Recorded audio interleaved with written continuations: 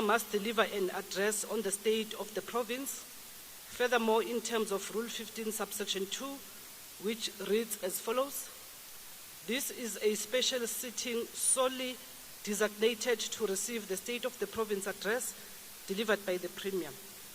Rule 18, subsection 3 reads as follows: the only business that may be conducted at a special sitting will be the business for which it has been designated. I therefore wish to declare this precinct. I, Linton Helen Makhura, hereby declares the University of Johannesburg Soweto campus as the precinct of the Gauteng Provincial Legislature in terms of Rule 56 of the Standing Rules of the Gauteng Provincial Legislature, read with Section 2, subsection 1, and Section 28 of the Powers, Privileges, and Immunities of Parliament and Provincial Legislatures Act 4 of 2004. The precincts of Parliament or provincial legislatures are described as follows. The precincts of Parliament is the area of land and every building or part of a building under the Parliament's control, including the chambers in which the proceedings of the houses are conducted and the galleries and lobbies of the chambers. Every part of the buildings in which the chambers are situated and every forecourt, yard, garden, enclosure or open space appurtenant thereto. Committee rooms and other meeting places provided or used primarily for Parliament's purposes, and every other building or part of a building provided or used in connection with the proceedings of Parliament while so used. For the duration of this meeting, this place will be the precinct of the Gauteng Provincial Legislature. Thus, the standing rules of the legislature will apply and govern all the engagements of the day.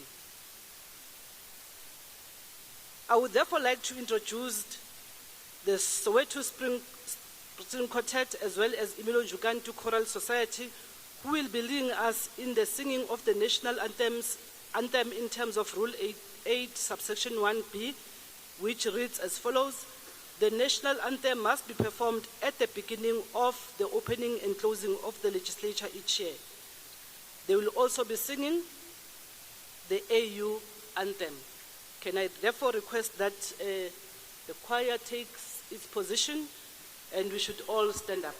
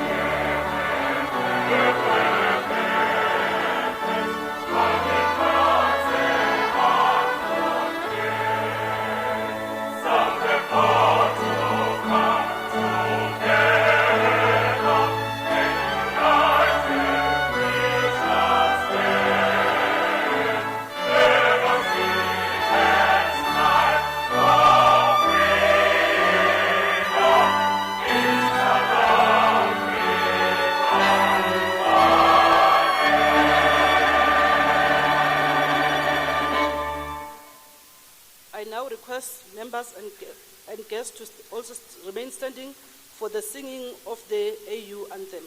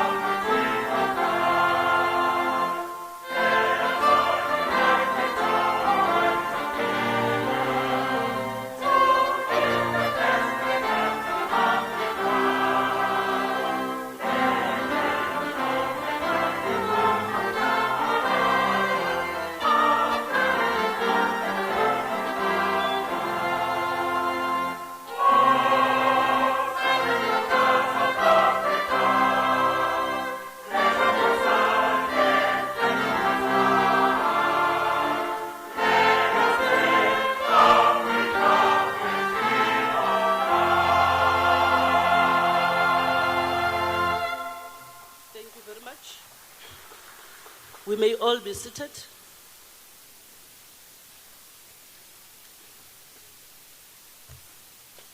I would like to welcome our guest, starting with the Deputy Speaker of the National Assembly, Honorable Tsinoli, the Chairperson of the National Council of Provinces, Honorable Masondo, and the delegation of the NCOP,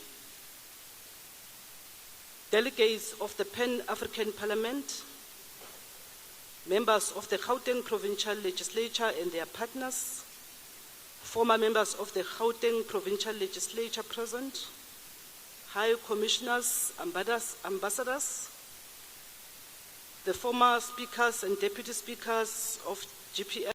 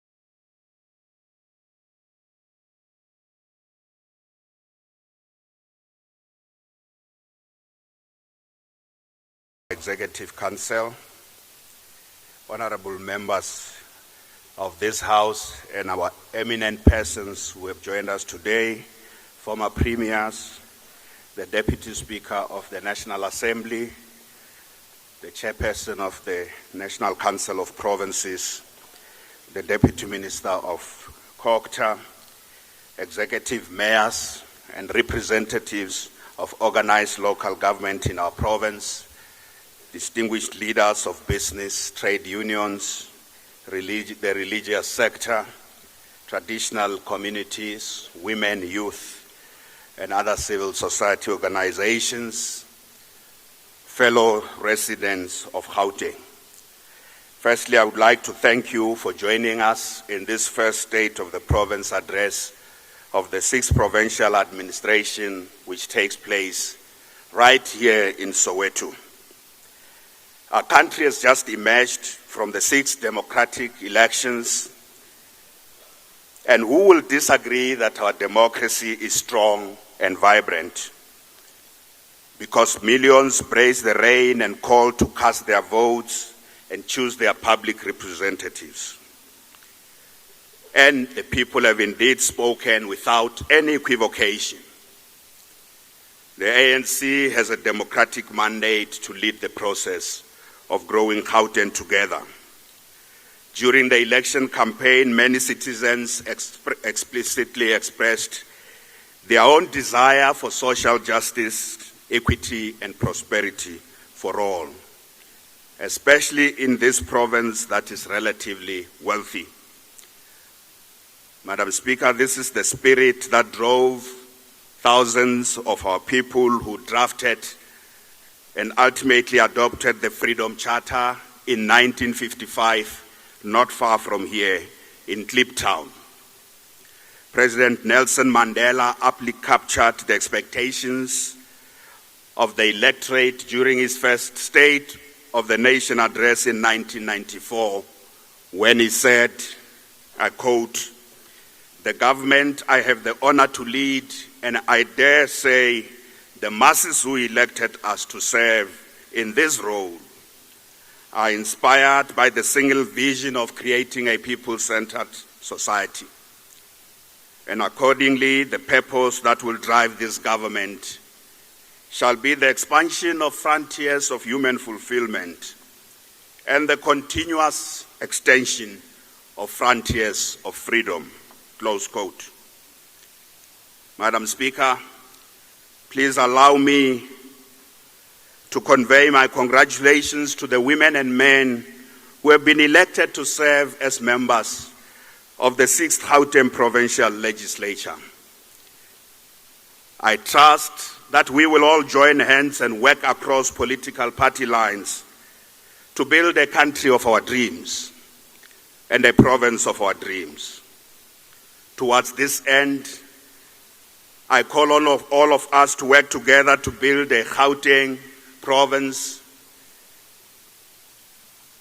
where no one goes to bed hungry, where the economy reflects the full diversity of the population and harnesses the full potential of all the people of our province, where everyone has a job that pays not only a minimum wage but a living wage, where businesses big and small thrive and prosper, a province where households have access to basic shelter, a piece of land as an asset, and decent income, a province where everyone has access to quality health care, where everyone, young and old, has access to the kind of education that unleashes their full potential, where all residents have access to basic services and basic infrastructure to support their sustainable livelihood, where everyone feels safe and can walk the streets at any time, including women, where women enjoy their rights free from all forms of patriarchy, where the environment is protected and cared for by us people, where all human settlements promote social cohesion and the integration of our people regardless of race, color, or creed, where citizens take initiatives to improve their own lives, supported by a caring, activist, and developmental state, where there's affordable and reliable public transport that reaches every corner of our province, where there is no racism, no sexism, no xenophobia, no homophobia, where there is no corruption. This is our vision that will underpin the detailed plan to build a Gauteng province we can all be proud of. And this vision will inform our plan. That is the plan of growing Houghton together, which is our roadmap to 2030. And this plan will be finalized in the first 100 days of this administration, which means by end of August, after thorough consultation with various sectors of our population. So, in this State of the Province address, I will announce several initiatives that will form the cornerstones and signposts of this plan and give us an indication of where we are heading to. More details will come from MECs with regard to the programs, the specific projects, and the delivery targets and timeframes for each of these initiatives over the next 5 years. So by September, Madam Speaker, we will unveil the full plan, Growing Houghton Together. So the initiatives I'm announcing today will also give contextual and programmatic effect to the ANC manifesto and the specific priorities and goals announced by President Cyril Ramaphosa during his first State of the Nation address of the 6th administration. Madam Speaker, we are acutely aware of the yawning gap between this great vision of the kind of province we want and the daily realities of our people on the ground. We, as a province, are a province of paradoxes. On the one hand, we are a province that is South Africa's largest economy, Africa's 7th largest economy, the 26th largest city region in the world. We occupy a pride of place amongst the largest regional and city economies that have become the engines of global growth and economic development. But on the other hand, this is a province where rising levels of inequality, that is inequality with regard to income, ownership of assets, and spatial inequalities are a stubborn feature of. It is here in Gauteng where wealth and opulence exist side by side with acute poverty and hunger. This is the ugly and unacceptable reality that we seek to change. Accordingly, this ANC-led 6th administration will focus on the following cluster of priorities. Firstly, we will pay significant attention to the economy in order to create the necessary jobs and bring more people to enjoy a good quality of life. We will, together with that, pay attention to infrastructure development. Secondly, we will pay particular attention to education, skills, and health. Thirdly, we will pay attention to the development of integrated human settlements and the release of land to many of our people who want to build decent houses for themselves. The fourth area of focus will be safety, social cohesion, and food security for vulnerable households.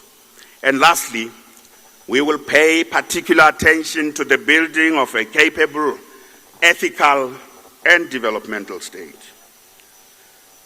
So these 5 cluster of priorities will have under each one of them specific initiatives that I will announce, and all these initiatives seek to deepen the program of transformation, modernization, and reindustrialization of our city region. So, on the economy, what are we going to do? Firstly, as the engine of South Africa's economy, Gauteng needs to do much more to contribute to President Ramaphosa's initiatives on economic recovery, investment drive, industrialization, youth employment, and the transformation of township economies. We must take a lead. Over the past 5 years, we have done a lot in some of these areas. Our economy attracted 199 billion rands in foreign direct investment and created 469,000 jobs. I must state that this was a result of joint effort and collaboration between government and various sectors of business, including township enterprises. So I want to highlight some of the results of this collaboration. In the BPO sector, that the economy grew in 2015 from 139,100 jobs to 154,223 jobs in 2018. That's almost 15,000 jobs just in one small sector of our economy, which holds great potential, especially for the youth. In 2015, BMW invested 6 billion rands at its Roslyn plant for the production of the X3 model, creating 1,000 additional jobs. Iveco Larima invested 600 million at its Roslyn plant in 2016, creating another 1,000 new jobs. Ford invested 2 billion in 2016 at its Silverton plant, creating 1,200 new jobs. In April this year, Nissan invested 3 billion rands at its Roslyn plant to expand its manufacturing capacity and add an additional shift. And this created another 1,000 new jobs. Copper Vision invested 420 million in New Doornfontein, creating 300 jobs. Into Food, a local agro-processing company, invested 1 billion rand at the OR Tambo Industrial Development Zone, creating 600 new jobs. And this facility was opened in April. FEMSA Manufacturing invested 280 million rands in Ekurhuleni, creating 400 new jobs. TMH Holding invested half a billion rands to acquire DCD train manufacturing plant in Boksburg. And this is a plant that was shutting down where almost 500 workers were facing a bleak future. And this investment has saved 300 jobs. And over the next year, another 200 jobs will be added to ensure that DCD workers who would have faced a bleak future are all back in production. Gibela's Danota train manufacturing opened in Niger last year, and 1.5 billion rands have already been invested in that facility, creating 1,500 jobs. Madam Speaker, we know that this is for the production of the rolling stock for PRASA and over a decade, and it is anticipated that 50 billion rands will be spent, creating another 15,000 new jobs in the next 10 years. So these are the examples of the initiatives we have taken over just the 5 years to to help in re-industrialize and boost manufacturing capacity, and at the same time create additional jobs. So what are the new investments on the pipeline in this new term of office? The Tshwane Automotive Hub is going to see significant investment and job creation in the Gauteng economy through the creation of a special economic zone for the automotive sector. Ford Motor Company, Southern Africa, has just introduced a new shift, and I was at Ford on Friday, where I met 1,200 young workers, half of whom are women, who just started their jobs at Ford Motor Company. A major investment is also on the pipeline right there next to Ford at the Silverton Automotive Hub. And we are working with the city of Tshwane and national government on this. And it is there that 6 billion rands is going to be invested, creating additional 2,255 new direct jobs. And in the construction phase, 19,433 jobs. AB and Bev, that is formerly SAB Miller, is also finalizing, working with us and the municipality of Mfuleni, a huge investment of 6 billion rands in the Vereeniging town, which will bring an estimated 1,000 new jobs sorely needed in the Sidibeng economy.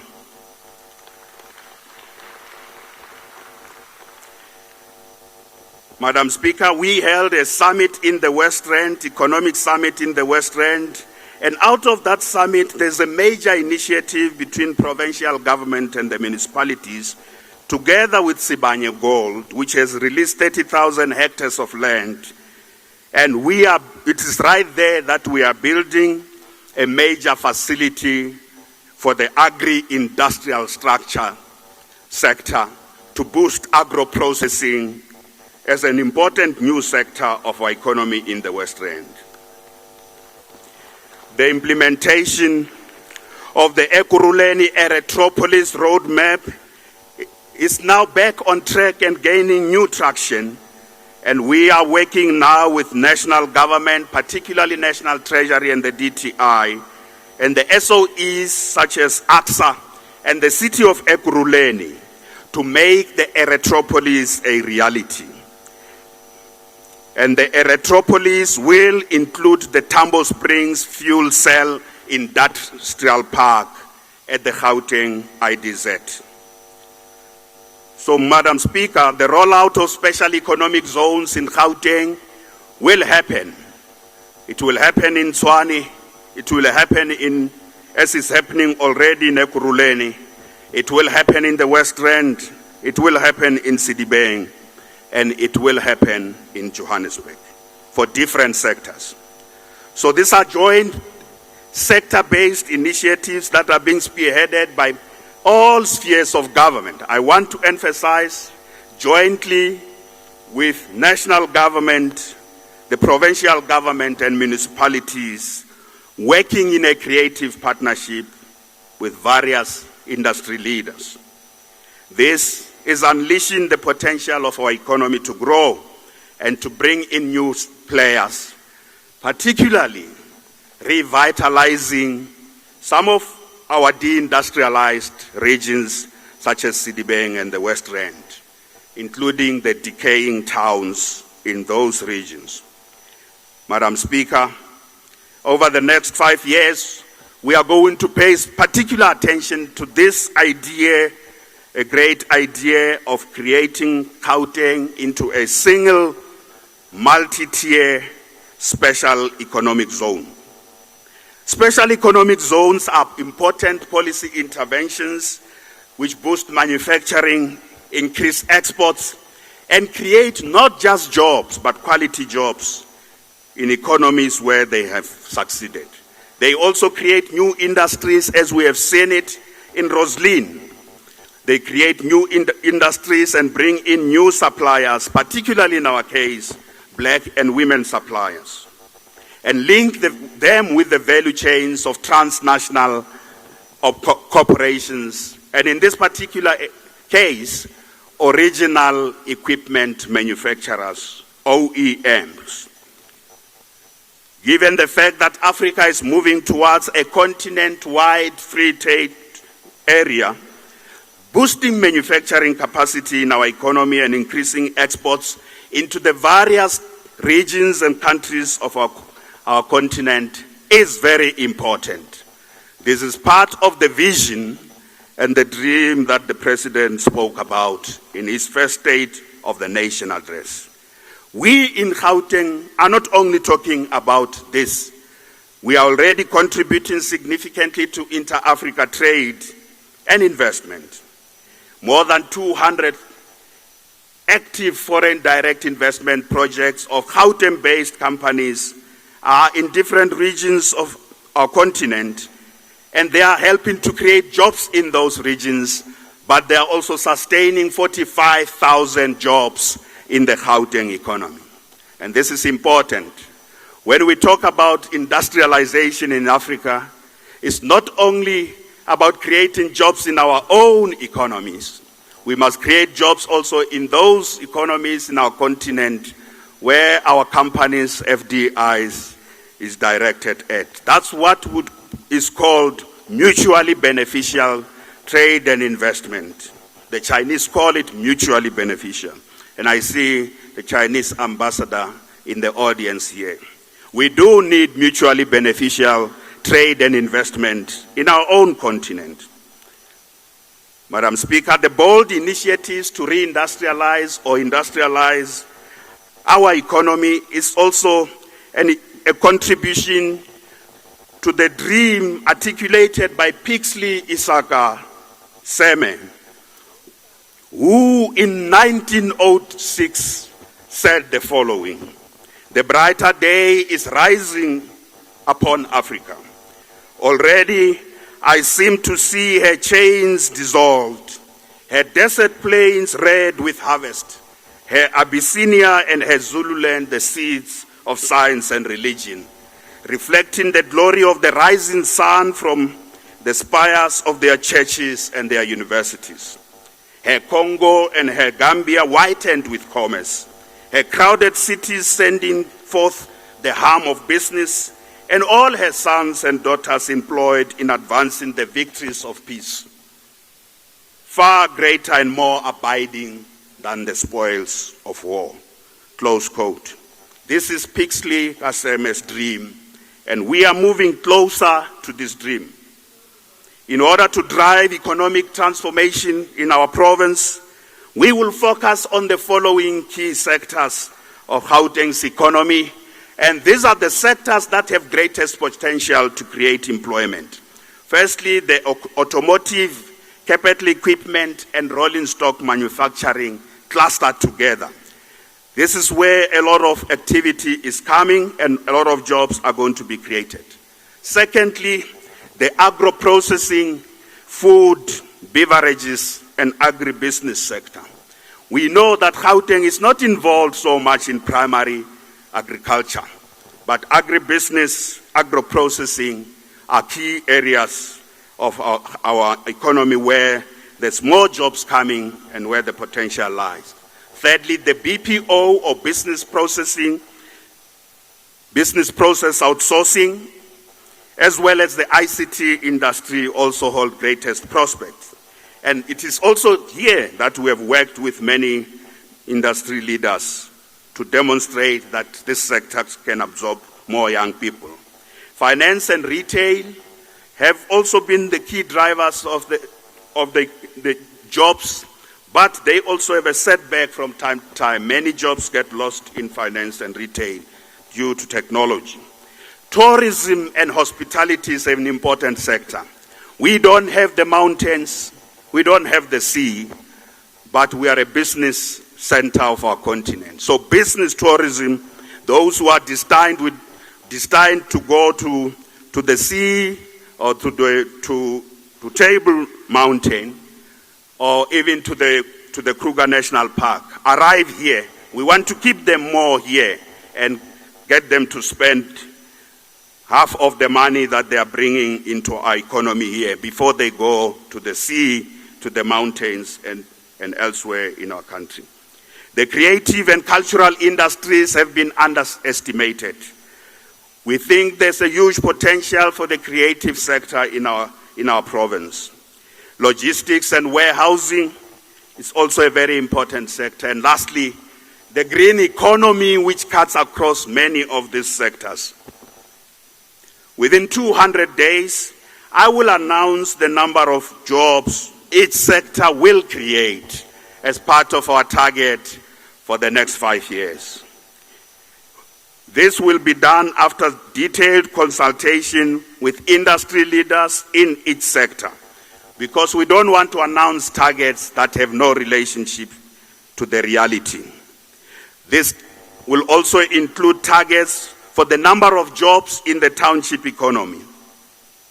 Madam Speaker, we are quite excited, not only about the big sectors of our economy, but also about what is happening in the township economy.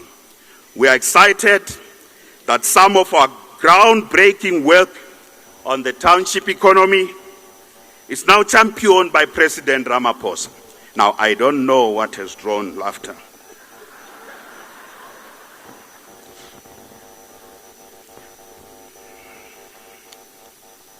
Cheers.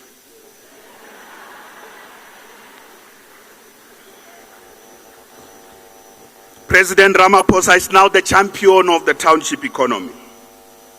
We believe more jobs can be created by small and medium-sized businesses in general in our province, and that's where the rest of the world is. More jobs are coming from the SMME sector. Given appropriate support and appropriate policy environment, our SMME sector can be key drivers of job. Earlier on, I spoke about the big sectors of our economy. That's precisely what we are going to do.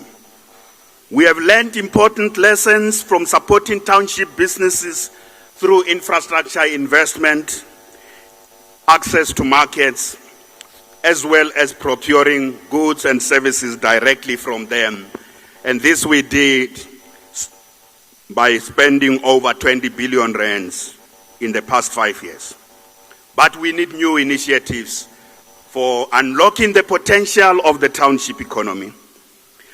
Firstly, we will target and enforce procurement by all our provincial government entities, from township businesses to the value of 30% of the Gauteng goods and services budget. We didn't quite get there in the last term. We ended at 24%, but 24% was good enough given the fact that this is a new initiative. We will get to 30% in this term. Secondly, we will ensure that all township businesses and SMMEs contracting with Gauteng provincial government are paid not just in 30 days, but in 15 days.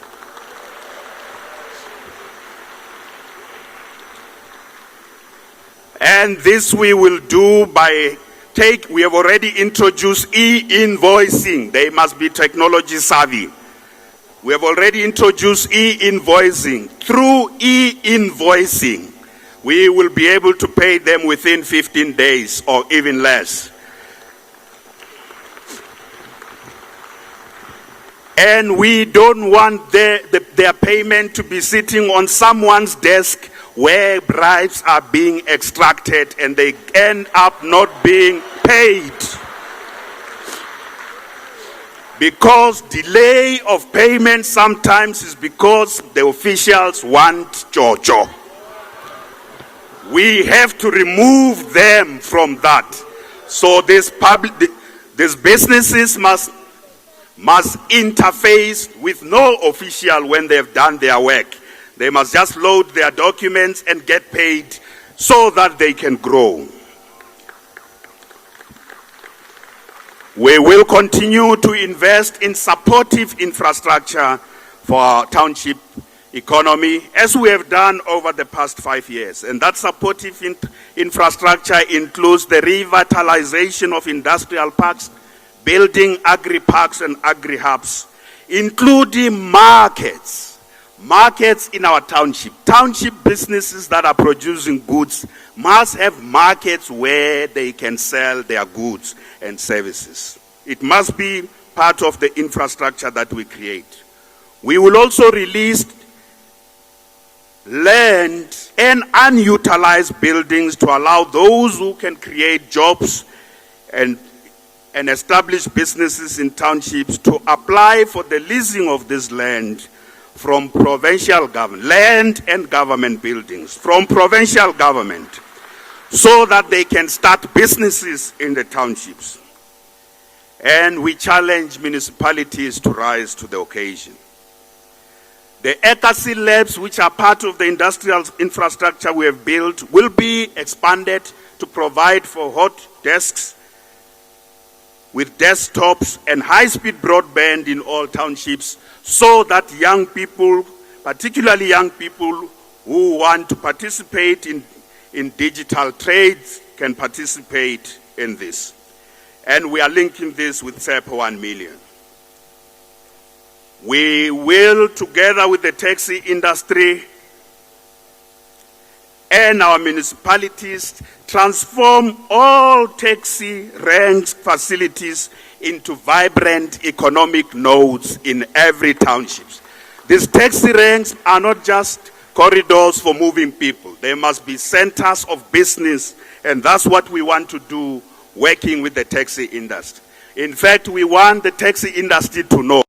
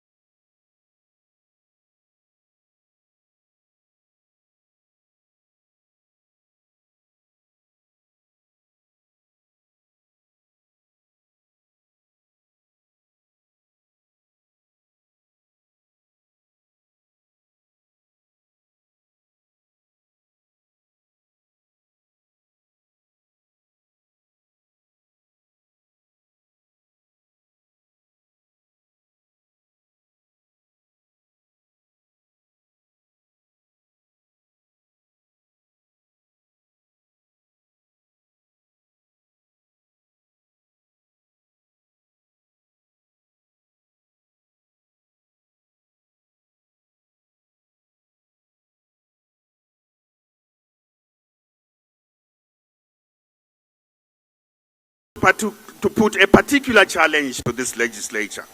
The 6th legislature must work with us immediately over the next 12 months to pass a new law, the Gauteng Township Economic Development Act, which will make it easier, more affordable and quicker to register, open and operate a township business.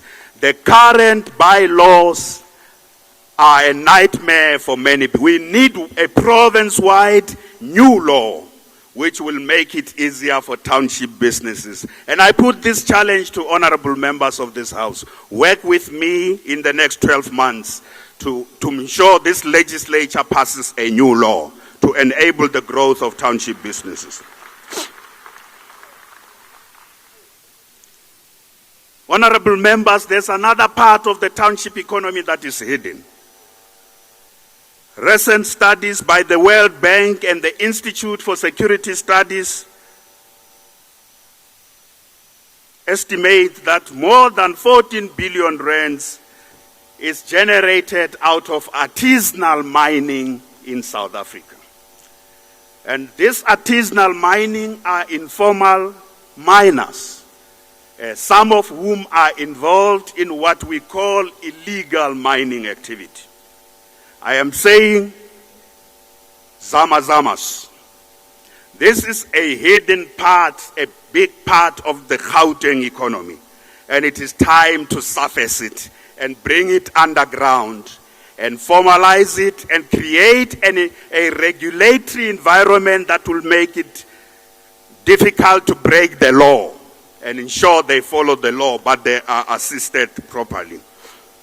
In our country, illicit mining is huge in many mining areas of our country. But globally, artisanal mining accounts for 100 million artisanal miners compared to 7 million formal jobs in the industrial sector. So globally, 20% of gold and diamond is produced largely by artisanal miners. So, honorable members, we need a fresh approach to dealing with the informal mining sector in our country, and especially here in Houghton. I want to acknowledge that the EFF has been championing the issue of doing something about artisanal mining. So going forward, we can't keep sending the police. The police get sent to these artisanal miners, and it is a job impossible for the police to do. We are redirecting resources away from policing communities to policing the underground world. And the police have said to me, this is a job very, very difficult to do.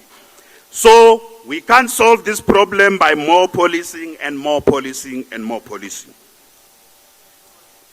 As a deeply affected province, we call for a fresh approach to ensure that we assist artisanal miners to ply their trade in a lawful manner that doesn't pose a threat to communities, to infrastructure, to the environment, and to the formal mining economy. So I want to restate, we need a new approach to dealing with artisanal mining. Too many people are dying there underground. Too many difficult things are happening there. Illegal things are happening there. But many of these people want to do formal things, and they don't want illegality. We must assist them in this regard. Our province infrastructure faces a serious threat because of ongoing digging in the mining area. Some of the communities like Renewal, serious threats face them because there's digging. The gas pipelines that are running and our other, including our underground water, would seriously be facing a threat of pollution unless we deal with this matter properly. Honorable members, to finalize all our initiatives on the economy, MEC Dr. Makhura will present to the Executive Council in the next 100 days a detailed plan that identifies sector by sector how many jobs we can unleash and how many additional new enterprises can be absorbed, particularly township enterprises, including incubation of the smaller businesses in that. So this is his first job of the first 100 days. That is by the end of August, the plan shall be delivered to the Executive Council on the economy, everything on the economy. Dr. Makhura will also table a plan on climate change and sustainability for Gauteng within the first 100 days. Climate change is real. Climate change is a very real threat to many of our people. When there are floods, flash floods in our province, we see that when there are rains, the design of our infrastructure poses very serious problems. A lot of our people just settle everywhere. When there are heavy rains, you see what happens. So we also have a big problem of waste. This waste must be turned into a new opportunity, a new economy. So Dr. Makhura, 100 days, I want to see the plan from you.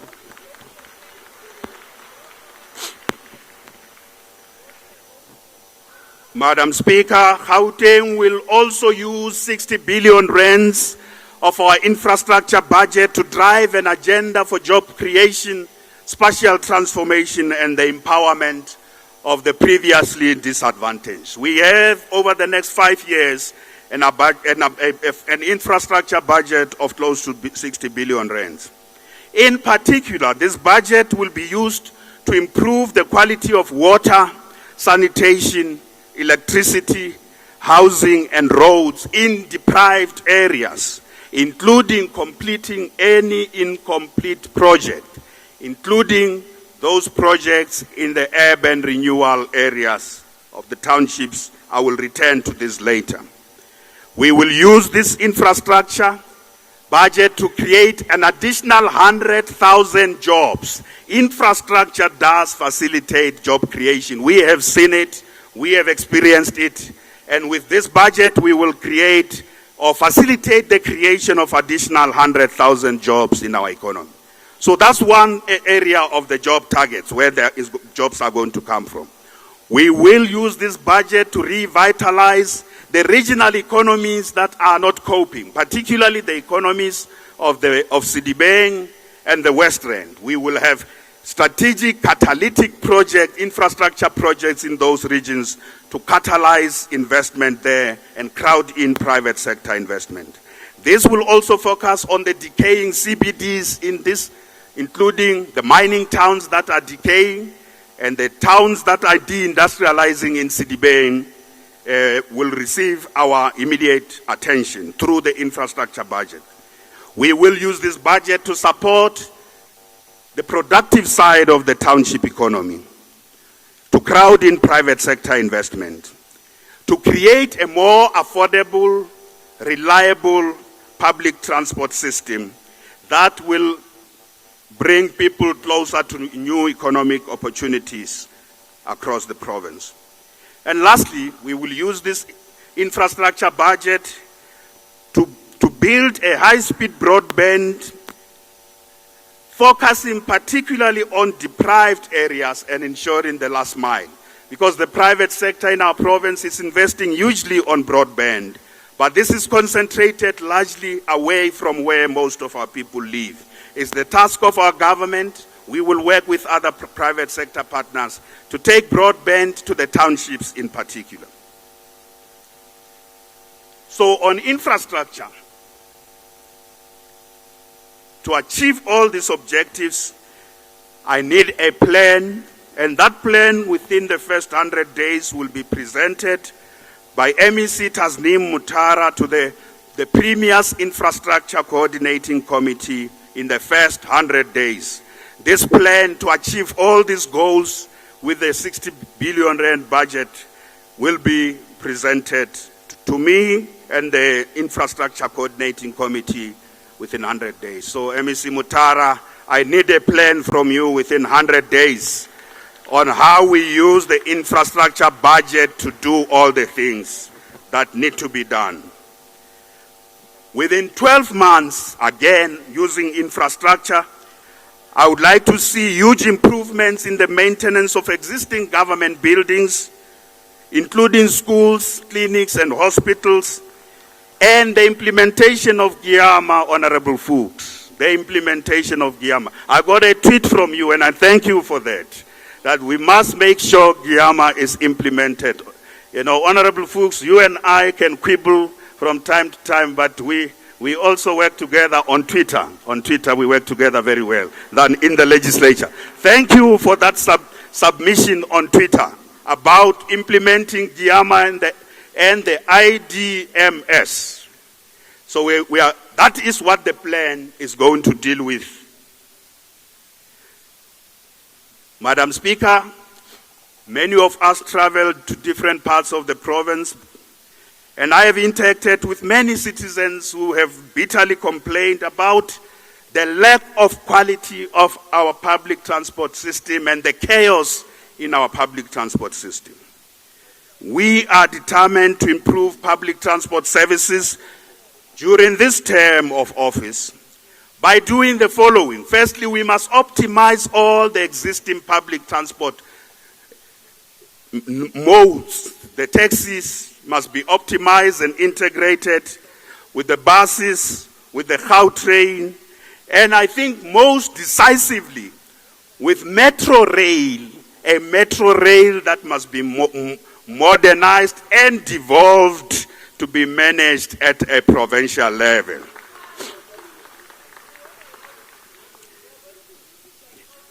So within the first 100 days, so you don't govern nationally. How can you not allow us? Metro rail shall be devolved to the province. The ANC is governing nationally.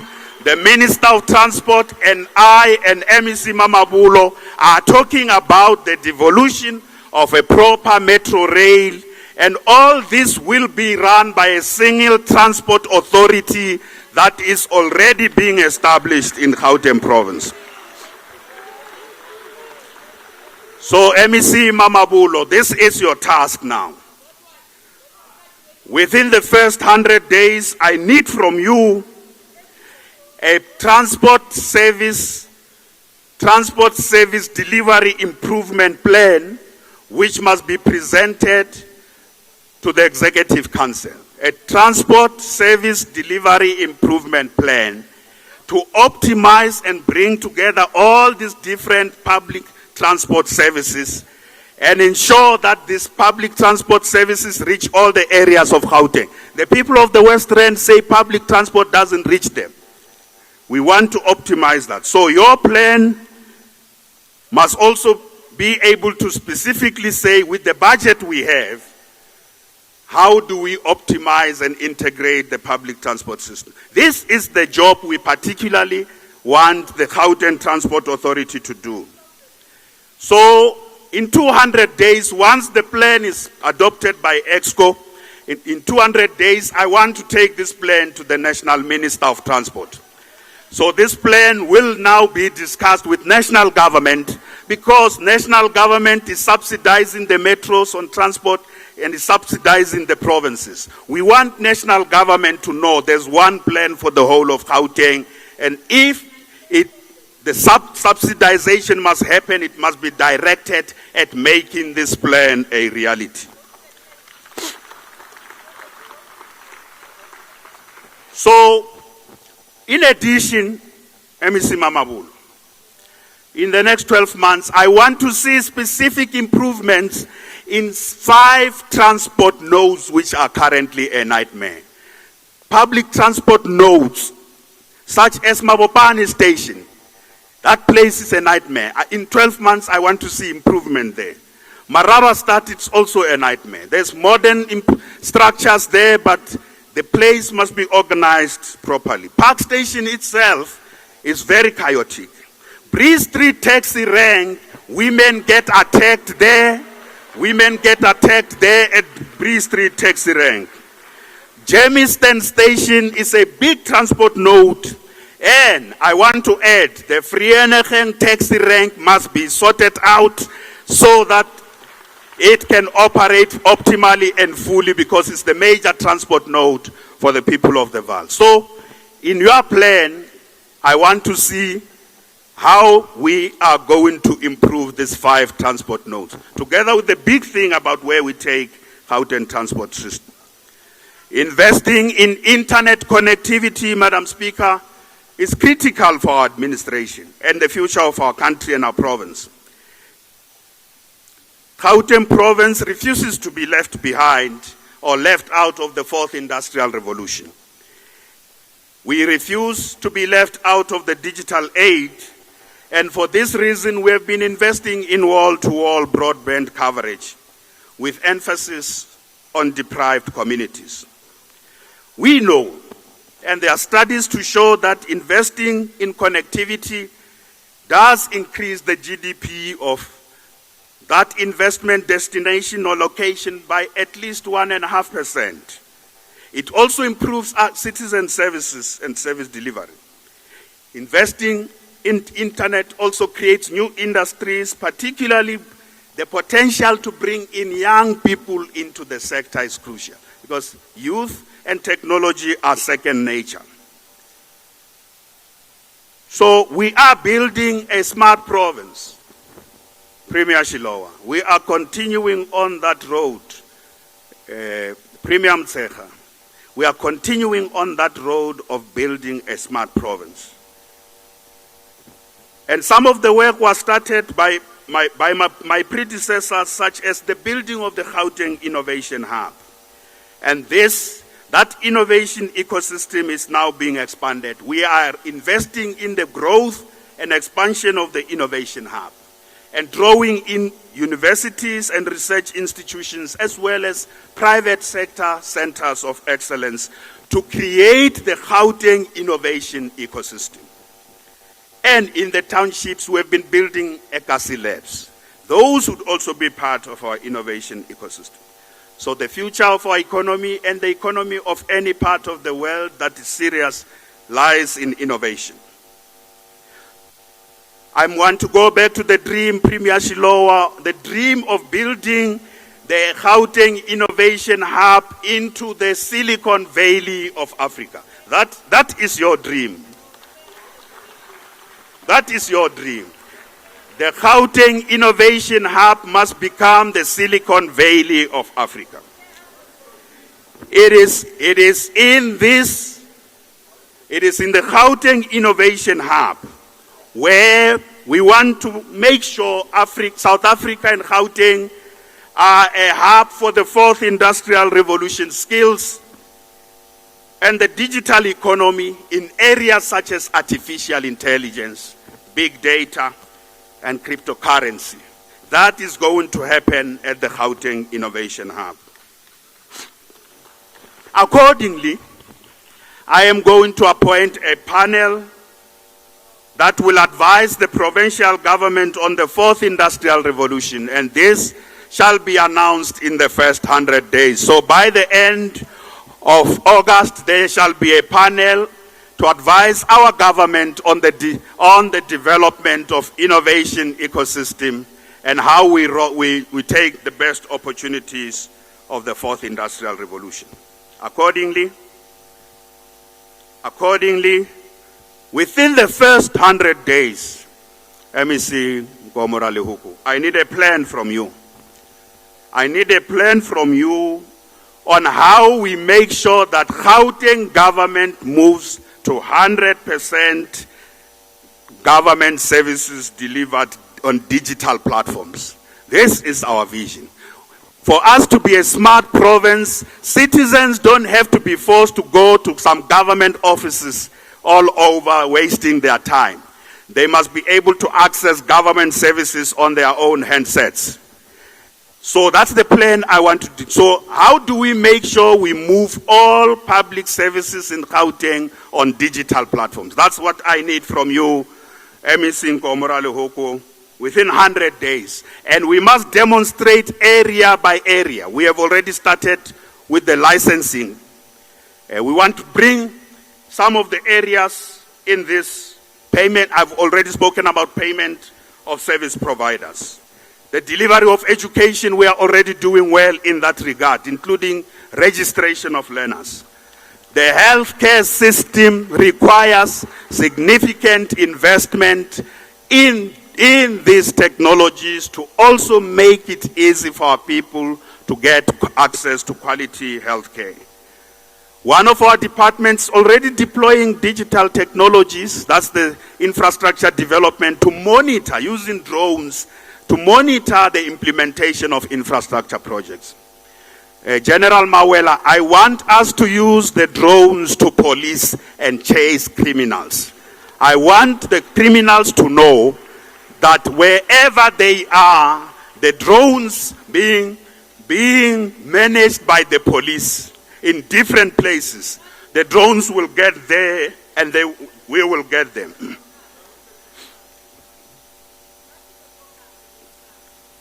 So, Madam Speaker, we have to do a lot, and we have done a lot to focus on youth unemployment and youth entrepreneurship. This is a key priority of the 6th administration. We will strengthen SEPA 1 million to ensure that we take it closer to the youth in every township. SEPA 1 million is not about sitting in some provincial offices of government or in municipal offices. We will take it to municipalities and work with all the sectors we have explained earlier on to make sure young people are given real entrepreneurial and employment opportunities in every corridor and in every township. We have already done a lot to empower and skill more than 500,000 young people in our province, many of whom have had opportunities to access employment and establish their own businesses. But we need more. We need to do more because in our province, we have close to 2 million young people who are looking for these opportunities. So in response to the President's call, we will do the following. We will make sure specifically that 250,000 young people are brought into long-term employments in key sectors of our economy. And those sectors of the economy, I've already explained about those sectors. That's the plan that MC Makhura is bringing. In each key sector where new jobs are created, half of those jobs must go to young people in each sector, including in the township economy. We will also make sure that our public employment schemes, 50% of all jobs in the public employment schemes are for the youth. And in particular, we are targeting 250,000 young people who will be brought into our public employment schemes to help create skills and enable them to earn some income as part of the transition to proper opportunities. We will also ensure that government jobs, entry-level jobs of government are used as opportunities to bring in young people so that the requirement for experience will not be there as part of implementing the ANC manifesto resolution. In this province, entry-level jobs and all the new jobs that are coming for every department, the question we must answer is, where are the youth in each of these? Honorable members, we will also do something that we have been doing but increase that level. Through welfare to work, we will reach 100,000 unemployed young women who are currently depending on child support grants as a form of living. We have already done that with 30,000 young people. We have tested the concept, so we will increase the number to 100,000.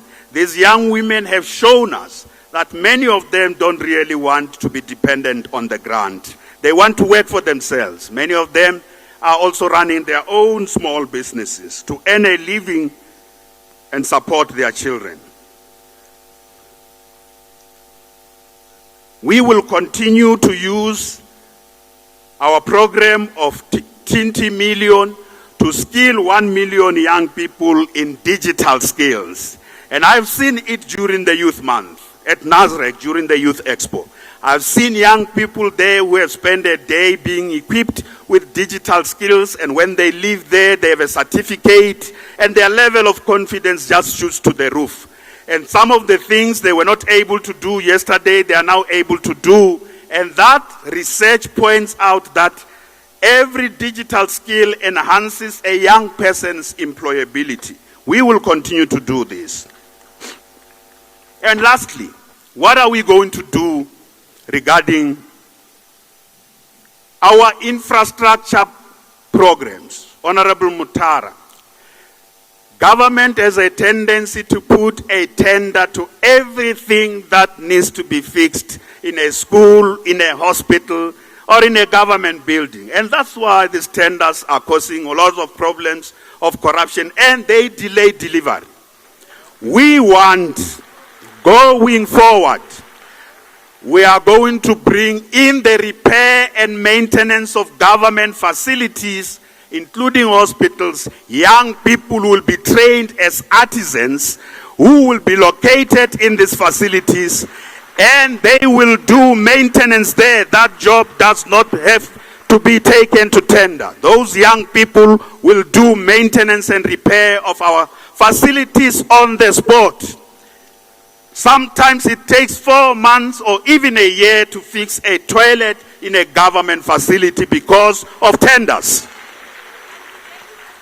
Young people are ready.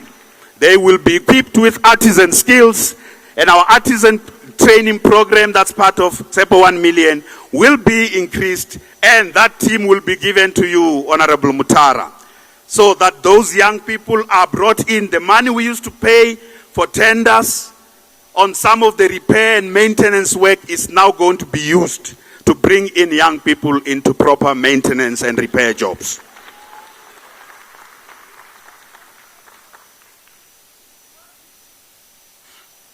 So I want to make a transition now to dealing with the issues of education, the skills revolution, and healthcare. In order to support our transformation, modernization, and reindustrialization program, we have to ensure that our economy has the right level of skills, particularly moving forward into the future. Those should be digital skills. So we need a skills revolution.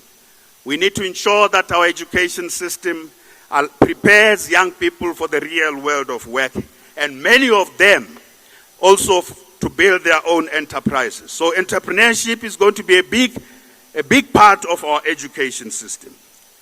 So skills development initiatives and educational outcomes must support the transformation of our economy in line with our vision. It must support all the key sectors that Dr. Ramokgopa is going to outline about how many jobs we will have in each sector. Our skills development program must support that. But our skills and educational outcomes must also improve the well-being and the potential of our own residents and citizens, and take them out of poverty. This is important because Stats SA has recently provided data that shows that there is a direct relationship or correlation between education, poverty, unemployment, and inequality. Those who have lower levels of education find it more difficult to find jobs, are often trapped in poverty, or find it difficult to escape out of poverty. So education makes a big difference in the lives and the potential of citizens. Educated and skilled individuals have better jobs and better prospects for escaping from poverty. So we have invested a lot as a province in this area of education. And we are on a consistent path to improve our education system, particularly the education for township children. We have built new schools, employed more teachers, and rolled out ICT and other infrastructure, particularly in the deprived communities. We have narrowed the gap with regard to performance between the suburban schools and the township schools. We are also gearing our education system for the future to meet the demands of the future economy by rolling out schools of specialization. working in partnership with the private sector. The number of schools of specialization will increase from 17 to 35 over the next 5 years. We will also continue to build schools for learners with special educational needs, because no learner should be left out because of their background or circumstances of their birth. We want to give opportunities to all the children of our province. All this we do as part of meeting the goals of the National Development Plan and the UN's Sustainable Development Goals. That is to build an inclusive, equitable, quality education and promote lifelong learning amongst adults. We will invest in early childhood development, focusing on literacy and numeracy in the foundation phases in order to empower learners with portable skills in all our grades. Honorable members, we are doing a lot in our high schools. But going forward, MEC Lessufi, I want us to focus decisively on the primary schools, because that is the feeder system. There are many children who get lost in our primary schools in the foundation phases.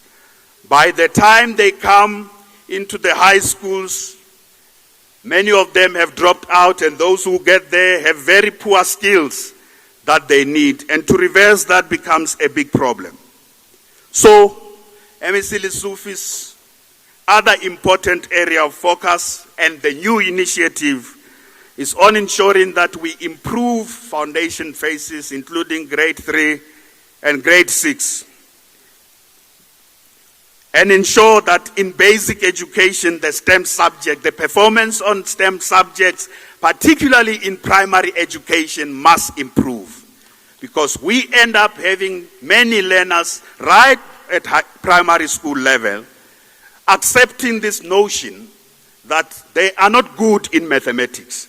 Sometimes a fallacy that was cultivated in them by some of us in family and teachers who just think you are not good in mathematics. So primary education is going to be a key focus. So what do I want from you, MEC Lessufi? So in the next 100 days, I would like you to present to me, firstly, a report on the status of every primary school in Gauteng. By status, I mean the performance and how every primary school in Gauteng is doing. Because over time, we have been focusing just on the performance and the status of high schools, because all of us are thinking about grade 12 or matric. So now we are going to focus on the status and the performance of every primary school. So in 100 days, MEC Lessufi, the first thing I need is a plan, a report on the status of those. The second thing is, as you have done very well in other areas, I need an improvement plan. Every bad school in our system, primary school in our system over the next 5 years. How are we going to turn around each of those schools? Very, very important. I would like you every year to publish also, as we release matric results, to release the results of the performance of all primary schools in Gauteng. All the parents must see how our primary schools are doing, so that we can be empowered as citizens to also make decisions not too late when our children are already in high school, when they are still at primary school, about which school to take them to. This will improve also transparency, MEC Lessufi. So I want you to therefore identify in that plan what are the worst primary schools. And you and I are going to focus on visiting all the worst primary schools in the next 12 months. Sorting, firstly, looking at what needs to be done with each one of them to sort them out.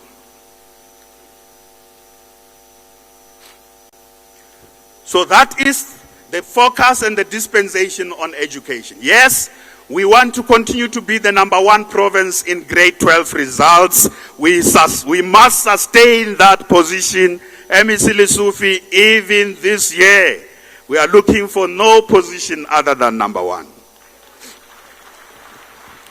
And you know, a lot of people who tweeted and said to me, I must take you back to education. They said, look, man, we need that #1 position.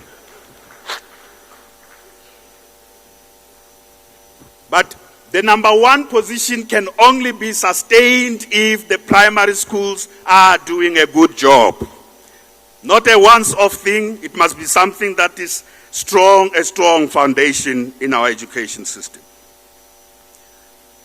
Madam Speaker, providing quality health care to all residents of our province remain an important area of priority for our administration. I must point out that our public health care system continues to face a crisis of public confidence. We must fix it urgently because the cost of failure is too ghastly to contemplate. There is a public outcry that some of our hospitals are becoming mortuaries instead of being sanctuaries for saving lives. I want to repeat this. There is an outcry out there that some of our hospitals are becoming mortuaries instead of being sanctuaries for saving lives. And to tackle this problem, honorable members, we need a hands-on approach to focus on every health facility. We need a hands-on approach, a hands-off approach. We have learned from Life Esidimeni tragedy that a hands-off approach or a distant approach can lead to disaster. We need a hands-on approach, firstly from myself, the MEC, the head of department, and every manager and all the employees of each of these institutions should feel part of getting to turn around the performance of these institutions. So we are introducing a new approach also in healthcare. The focus of healthcare has often been too much, despite the talk about primary healthcare. The focus of our healthcare system continues to be on the big hospitals. We want over the next 5 years to pay attention to primary healthcare facilities. The functioning of our clinics, our community health centers, our district and regional hospitals is critical to improve the quality of care. That's what we are going to do over the next 5 years. And I want to assure you that I'm going to lead from the front. I will be there. I will be counted. I will be there when we go to every poor performing health facility to engage also with workers and communities in those areas on turning around the performance of these facilities to give our people the quality of care they deserve. I will go to starting with the 5 worst performing hospitals that I'm going to mention today. The 5 worst performing hospitals, I will be there working with Dr. Masuku. What are those 5 worst performing hospitals? Mamelodi Hospital, Bekimlangeni here in Soweto, Jubilee in Hammanskraal, Tambo Memorial in Ekurhuleni, Tembisa Hospital. These are some of the worst performing hospitals. The feedback from the public is very bad. So what do I want from you, Dr. Bandile Masuku? In the first 100 days, firstly, I need a health improvement plan for all our primary health care facilities, first and foremost. Over the next 12 months, how do we improve the performance of all our primary health care facilities? Number 2, I need a performance improvement plan for these 5 worst performing hospitals. in particular those that we have visited. I know from you, I want to announce that we will have in the first 100 days the filling of all vacancies of CEOs. In fact, all CEOs in the province will be appointed within the first 100 days by the department. And secondly, all critical posts in our health services will be filled by 2020. Critical posts without which our facilities can perform the task they're expected to do. And thirdly, we will also ensure that the community health workers constitute the backbone of our primary healthcare system. And as has already been decided at a national level, community health workers are in the process of being absorbed as the primary backbone of our healthcare system. But I also want you, Dr. Masuku, to publish the performance of all primary healthcare facilities on one sheet that the public must know. On a sheet to see what, as MEC Lessufi is going to do, the performance of all primary schools. I want you to report to the people of our province. There's the National Office of Standards Compliance. But I want in the province, every 6 months, you must publish a report that says, this is how our primary healthcare facilities are doing. The citizens must know. And in that, we want to see how we who are managing and leading in these areas are doing. So you have a tough job. This will also enhance accountability to citizens. I also want to say, for a while, I have raised this issue in the legislature and publicly, that the 4 central hospitals in Gauteng, which are those? Steve Biko, Charlotte Matleke, George Mukari, Krisani. Those 4 central hospitals are a national function, and national must take responsibility. We have already been spending a lot of on our budget away from focusing on improving the primary health facilities. We have been focusing on 4 central hospitals, and I want the attention of this provincial administration to be on the primary health facilities. So the 4 central hospitals are national facilities, and national government, which this, Dr. Masuku, this I have already raised in 2018 at national level. This year we are going to make progress. We will take it up with Dr. Mkize. I don't want your worry to be the 4 central hospitals. Let's make healthcare work where it matters most. And we will do that. We also want to ensure that all the 32 CHCs, that's community health clinics in Gauteng, the 32 of them must have 24-hour service. Because sickness does not have night.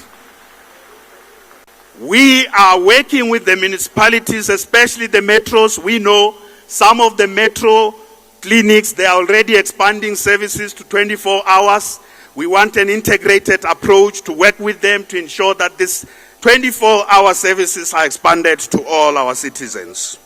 That's very, very important. I want to conclude on health by talking firstly about mental health care. We want to ensure that there's greater attention paid to mental health care in our province. Learning from the tragedy of life as Esidimeni, we have not been paying attention to mental health care. We need a systematic, comprehensive approach that will ensure that mental health care services are provided in a comprehensive way in all our facilities, particularly in the districts and regional hospitals, where at least 10% of the beds in district hospitals will be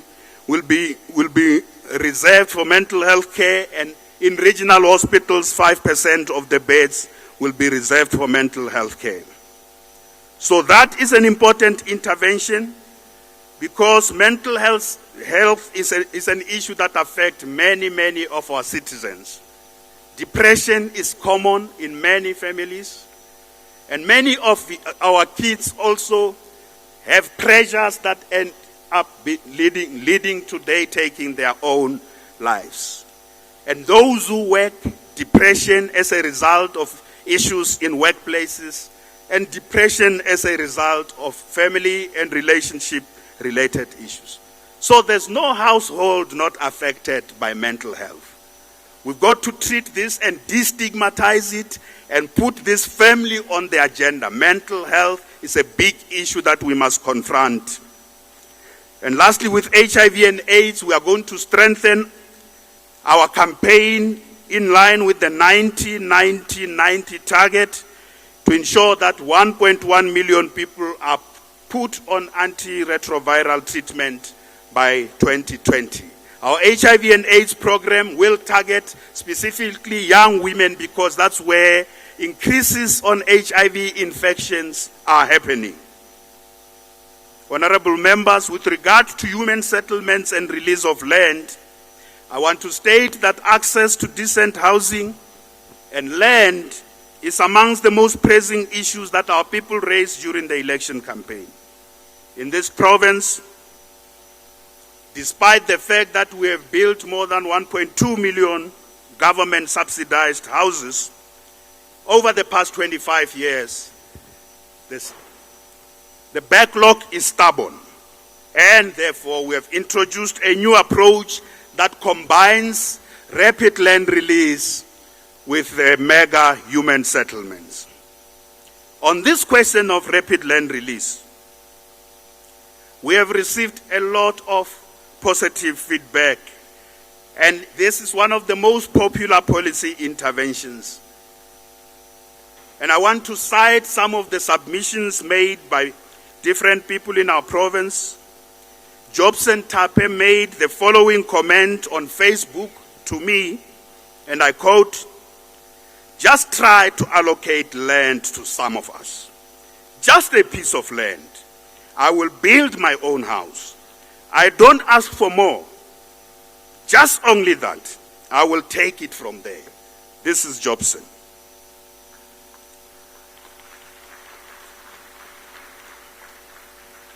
Advocate Buani Chiwarure also sent me the following Facebook message. "Please consider allocating land to people who have money to build their own houses. RDP houses cannot be the only solution to housing challenges." Sandra, from the Federation of the Urban Poor, otherwise known as FEDUP, the Federation of the Urban Poor, otherwise known as FEDUP, Sandra tweeted me the following message. And I quote, "FEDUP are ready in Gauteng with organized communities to implement the people's housing process. Our landless are ready with savings to embrace the rapid land release program. We need your support." This is FEDUP. They are not fed up. They are ready. They are ready. I agree with Jobson, Ribuani, and Sandra. And these three debunk this myth among some of us that South Africans want free things from government and they don't want to do anything for themselves. This is a myth.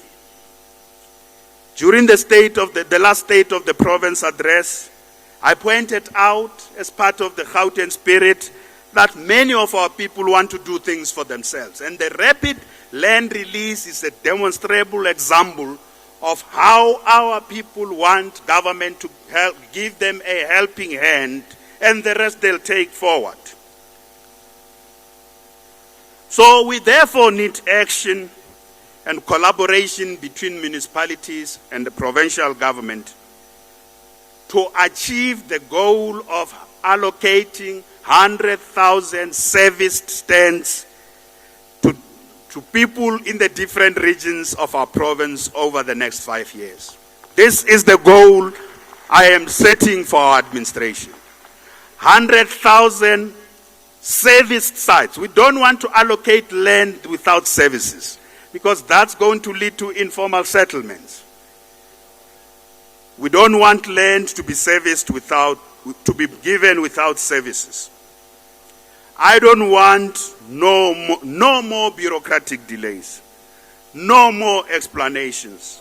MEC Maile, I'm tired of talking, and the Department of Human Settlements giving me explanations and explanations without results. So what do I want you to do in the next 100 days? In the first 100 days, I want MEC Maile to present a plan to me and the Executive Council, to me first. We have already been discussing it, and that plan will go to the Executive Council on the following. Firstly, concretely, where and when are we going to allocate how many stands? Secondly, the completion of all incomplete projects. Each of these projects in each community where there are housing projects that are incomplete. Secondly, thirdly, the allocation of any unallocated houses. When will that be done? And where are they? The outstanding title deeds. And I know there's a big problem. Some of the townships are not declared, and therefore undeclared townships, it makes it difficult to formalize and give people. Working with the municipalities, when can we sort out these undeclared townships? And the urban renewal projects, they are actually 5. So in your plan, our plan on completing this urban renewal projects in the way they were planned. Alexandra, Everton, Kliptown, Beckersdale, and Winterfell. Kliptown never started actually. Kliptown has been in many speeches of premiers before me. Kliptown renewal. If I go back to Premier Shilowa, now starting with Premier Sekwale, Premier Shilowa, Premier Mutsecha, Premier Mashatile, and Premier Mukonyani. Kliptown has always been in each of those speeches. But we did only one industrial area. We didn't do the township. So, MEC Maile, I need a plan in 100 days on all that. I will also visit within 100 days we get the plan. Now, you and I are going to do the following, MEC Maile. We will visit all the 5 communities. We would have completed the plan to go and report back to them within 200 days. Within 200 days, we will go to all of them to report what the plan of the 6th administration is on each one of them over the next 5 years to bring them back on track. That's what we do as this administration. That's what we do, and that's what we will do. I want to see significant progress on all these renewal projects, all the incomplete projects. But MEC Maile, I also want, we have hotspots in Houghton, service delivery hotspots in every region, where people are complaining about water, poor refuse removal like in Mfuleni, the roads are not being maintained. All those service delivery hotspots must also be in your plan. And you meet with every municipality on what we must do to address the issues of communities in each of those hotspots. We can't let the municipalities off the hook. They get big budgets from national government to sort out service delivery related issues.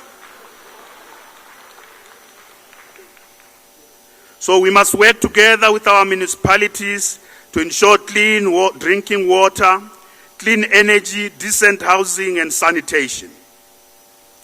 We must also fast track the release of land for our businesses, as I've already said.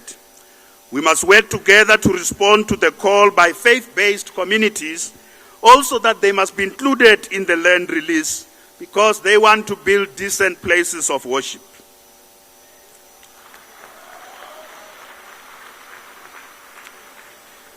Your plan must also include the upgrading of hostels. I am sick and tired of always having to explain why is nothing being done to improve the conditions of our people living in hostels. So the plan will include the upgrading of hostels. And lastly, I want you to talk to the mayors with regard to the housing-related issues on the upgrading of informal settlements. It is the responsibility of the municipalities, because most of the basic infrastructure they get from the urban development settlement grant. So also talk with the municipalities on all the informal settlements and what is the plan. I also want you to pay attention to mega human settlements. The president spoke about new cities.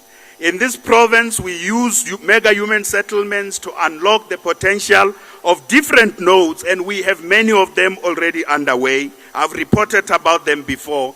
Many of them are also making good progress, but I also want those that had been delayed, like the Vaal River City and Lanseria, and the people who have been spearheading this are now saying they are back on track. They have received the necessary municipal approvals. They have funding for these projects. I want us to also focus on those mega projects that are about new economic nodes and post-apartheid cities in support of the president's vision. We must unlock many of them, especially the Vaal River City and Lanseria were delayed by the absence of land availability agreements between the different role players. And these role players are saying to me they are ready to bring back these projects on track. One of the important developments in post-apartheid South Africa is that the townships have expanded a lot through what's called the backyards in our townships. We have an interesting research from the Houghton City Region Observatory that shows that the number of backyards, in other words, people in the townships have invested in building in their yards more for residential purposes. And this says that from 2001, the number of backyards have increased from 13% to 24%, almost double by 2016. And you have to see this. Go to Soweto, go to Olivenhout, go to Rivali. You will see it everywhere that people are building. Some are building decent structures, but others are informalizing. They are building shacks inside or shacks around the RDP houses. So now what is important about this is that we are going to work with township residents to look at this as an important area of what we call the township.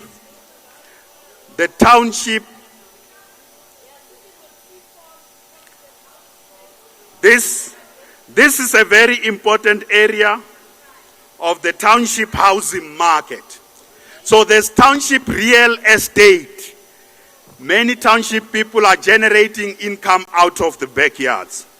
So we want to work with township residents to ensure that we unlock the value of real estate in our townships. This is very, very important.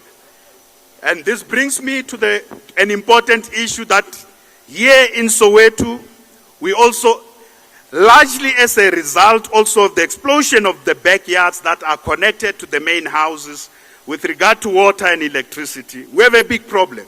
Part of the debt problem in Soweto arises from that. I have moved into houses where they say, the elderly people say, look how much I'm paying for electricity, but only to find out that it's because of the consumption in the backyards, and there's no proper link about who's consuming how much electricity. So, as a response to the President's message around Eskom and payment, I will work with Eskom and in the Vaal work with Renewal, and specifically here in Soweto, together with the people of Soweto, to address this issue of the debt. Because the last thing we want is a situation where These institutions just take drastic action and there's no platform to address the problem. So we want to work with the communities in Gauteng where there's an Eskom debt or rent water debt. So as the Premier, I will lead this process to facilitate dialogue, even with municipalities that are owing Eskom and rent water, and households that are doing that. So we will work with them so that we bring also national government, Deputy Minister Pakstawu, we want to bring national government into this to ensure we manage this issue. And ensure, though there are many people who say to me they want to pay, but we need to sort out how they are billed so that we address the payment of services. With regard to safety, social cohesion, and food security, Madam Speaker, there's no doubt that crime continues to be a menace to many law-abiding citizens in our province. In the last State of the Province address, I introduced Lieutenant General Elias Mawela, the Provincial Commissioner, and made a commitment that things are going to change. Zizojik izinto. I made a commitment that zizojik izinto. Things will change. I made a commitment that police visibility is going to increase and police action is going to improve in Houghton province. The police are now everywhere in Houghton conducting roadblocks and raids through Operation Ukaimulao. Some of you have seen me and the MECs on the road joining anti-crime operations, together with the HOD of Safety and the Provincial Commissioner. Since February, 3,000 people have been arrested and counterfeit goods to the value of 151 million have been recovered. This includes the arrest of 229 most wanted criminals. I gave General Mawela a target of 20 most wanted criminals. He has arrested 229 most wanted criminals, including Vusi Keke in Mamelodi. Vusi Keke is in prison right now. He was harassing the people of Mamelodi left, right, and center. We will get other Vusi Kekes wherever they are in any community in Gauteng.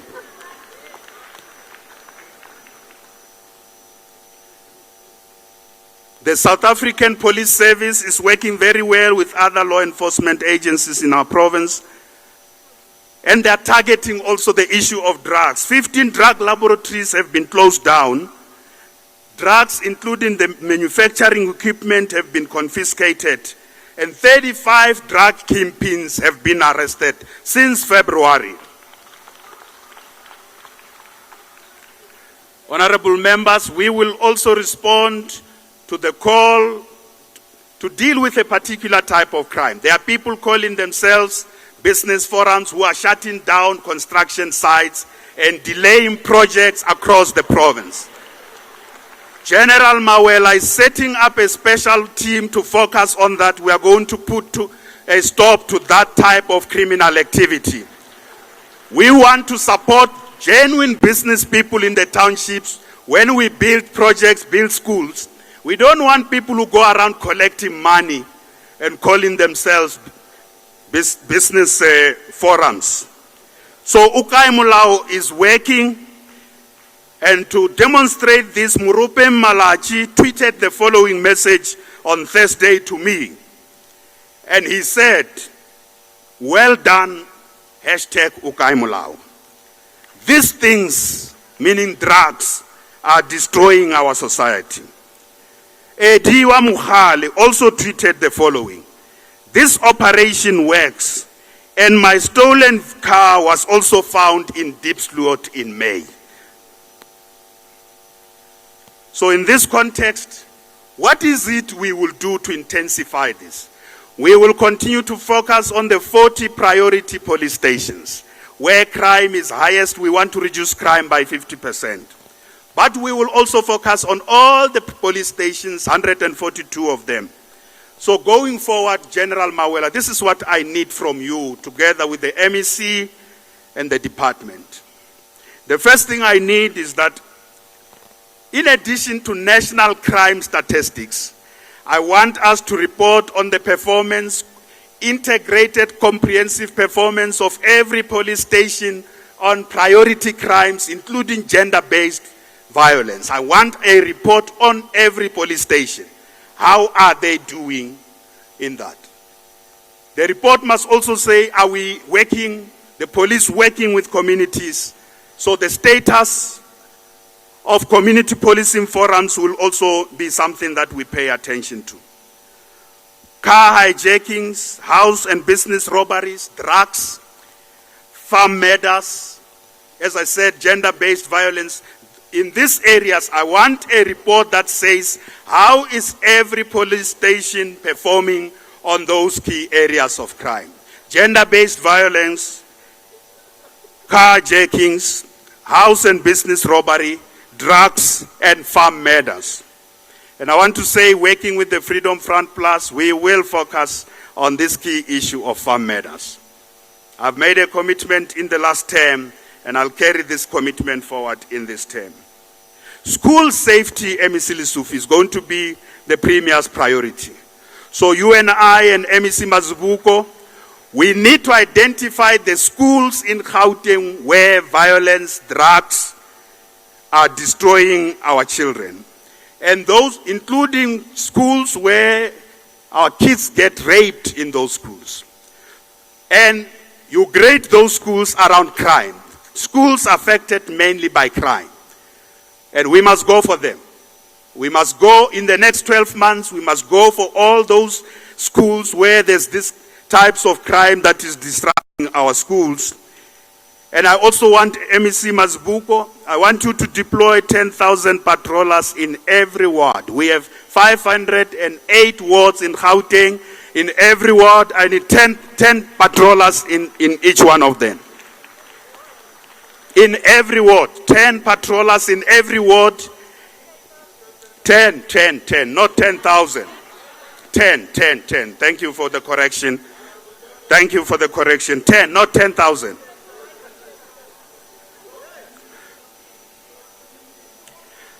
So on crime, we are everywhere. We are going for the criminals. I know many of our people still feel unsafe, but the police are working in Gauteng, and the criminals have nowhere to hide.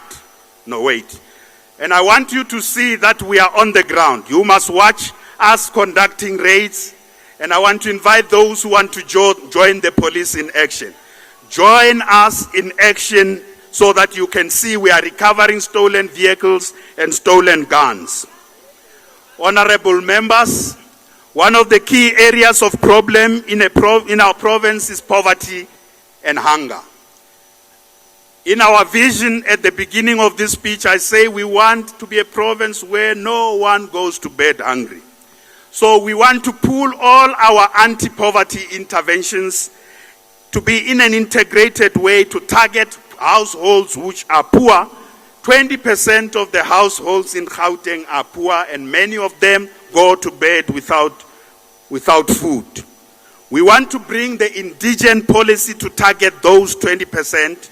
We want to bring the school uniform, school nutrition, scholar transport, our food security program, our public employment schemes, the welfare to work, and the dignity packs.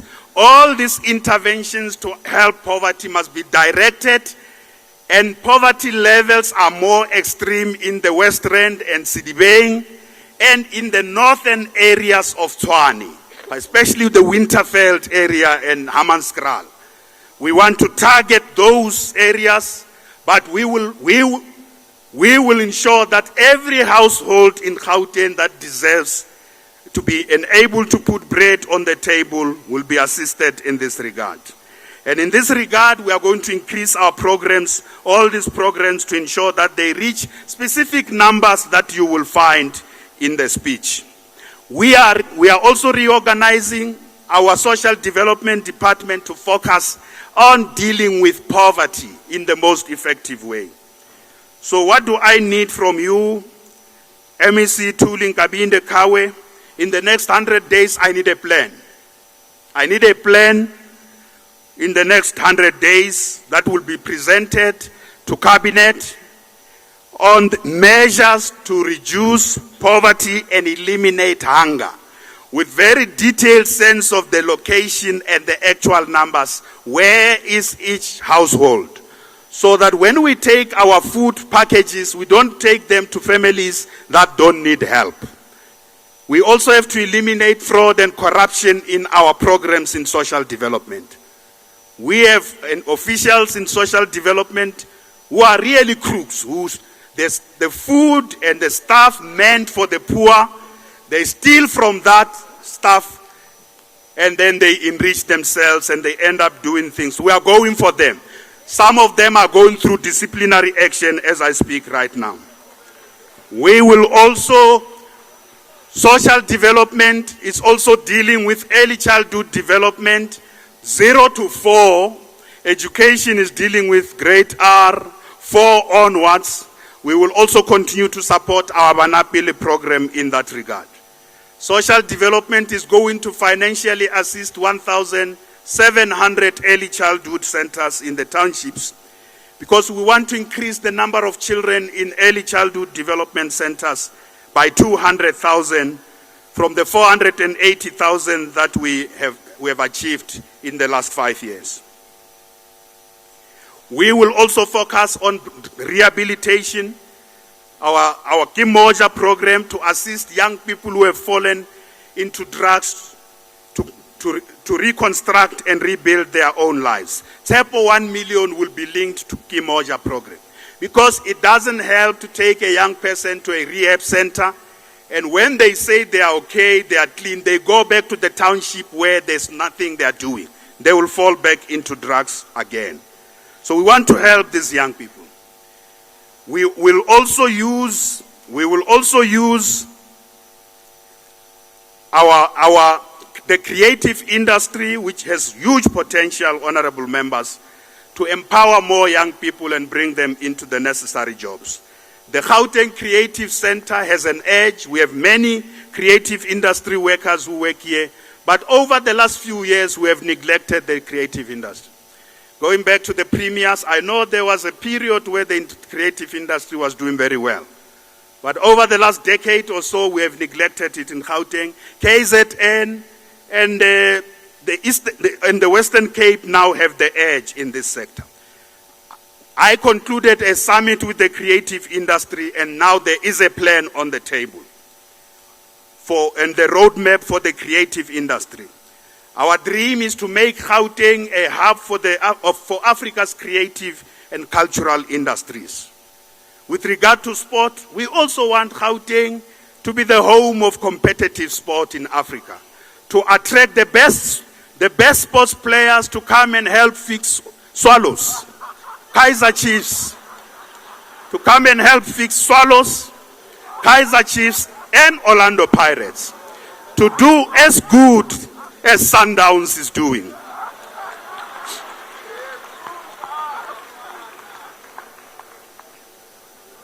So what do I need from you, MEC Tope? In the next 100 days, I need a plan from you on how we implement the resolutions of the creative industries in Daba. The people in the sector must see that we are serious. It wasn't just a talk shop. So the plan, you must present it to the Executive Council within 100 days, in the first 100 days, on how we make Houghton the home and the hub of this industry. Again, in the next 6 months now, we are done with the creative industry. I want you and I, MEC Mbali Hlope, to meet with the sporting fraternity in Gauteng. We also need a plan from all sporting federations in Gauteng. Sport has the potential to empower our youth, to get them out of wrong things that they are doing, but we must do so with a plan. We need the Gauteng sports plan to make Gauteng more competitive with regard to sporting, but to get more young people in our communities, in our schools, to be involved in sport. So what are we going to do? The first thing in that plan, I want us to focus on school sport. School sport must be the focus. Secondly, I want us to focus on community games. How do we bring more activities, sporting activities, and improve the sporting facilities of all our communities in Houghton? That must be in the plan. By when, what can we do, when? I also want us to regionalize the Premier social cohesion games. These games have been very popular. We must take them to every region of our province and bring in private sector partnership in this regard. Madam Speaker, I want to conclude this State of the Province address by focusing on no small measure. That is building the capacity of our state to implement all these plans. That is to build a capable, an ethical, and a developmental state. We need a state that can provide leadership and stewardship and ethical leadership across society. Because without that, these plans will just be a pipe dream. They will be sitting there, there will be nothing done about it. So the initiatives I've tabled before this House and to the people of our beautiful province will not happen by osmosis, as they always say. They will not happen by themselves. And I want to say to you, honorable members, I've been in government now for a while. This is not my first term. One of the things I have come to know is that things don't happen quickly in government, and sometimes there is the art of making things not happen. Sometimes they don't happen fast enough. At other times you meet and meet and meet and talk and talk and talk, but things don't happen. Senior officials who are here, the heads of departments and the Director General, things don't happen quick enough, and at times they don't just happen. And there are officials who have developed the art of making things not to happen.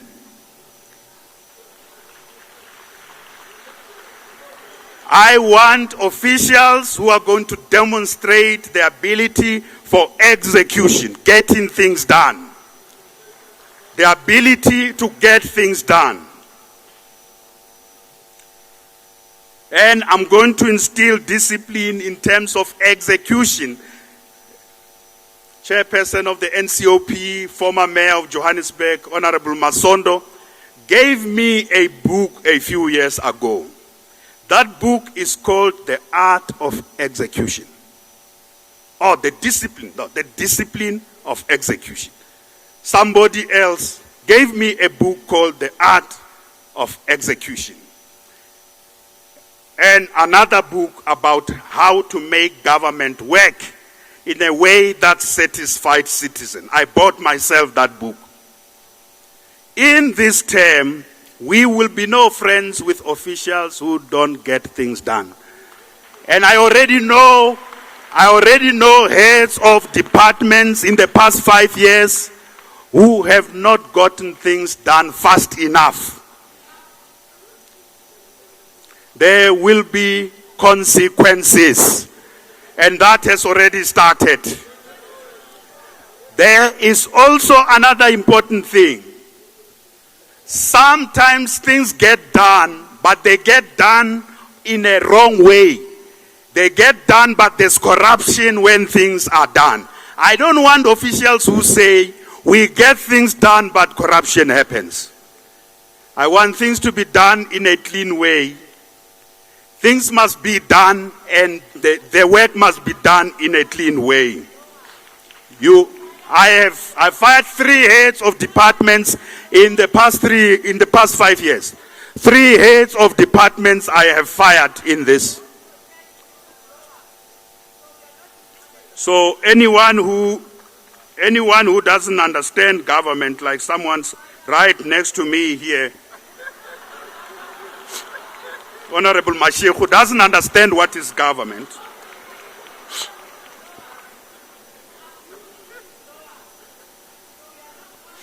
So over the next 5 years, we are going to continue with our clean governance agenda. There will be no compromise on clean governance. I want things done rightly, quickly, but they must be done.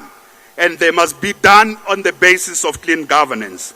We are going to continue to improve our clean audits. We are going to continue to improve that. We have implemented we have now passed the open tender system. It's going to be a law. It will be rolled out. We are also awaiting President Cyril Ramaphosa, because he has established a multidisciplinary team that is going to do lifestyle audits across government. I am waiting for that team that will do lifestyle. My team, Team Gauteng, is ready. Team Gauteng is ready to do lifestyle audits. Team Gauteng is ready. The ANC caucus is ready on lifestyle audits. We are going to do, but everyone in the legislature must be willing to subject themselves to lifestyle audits.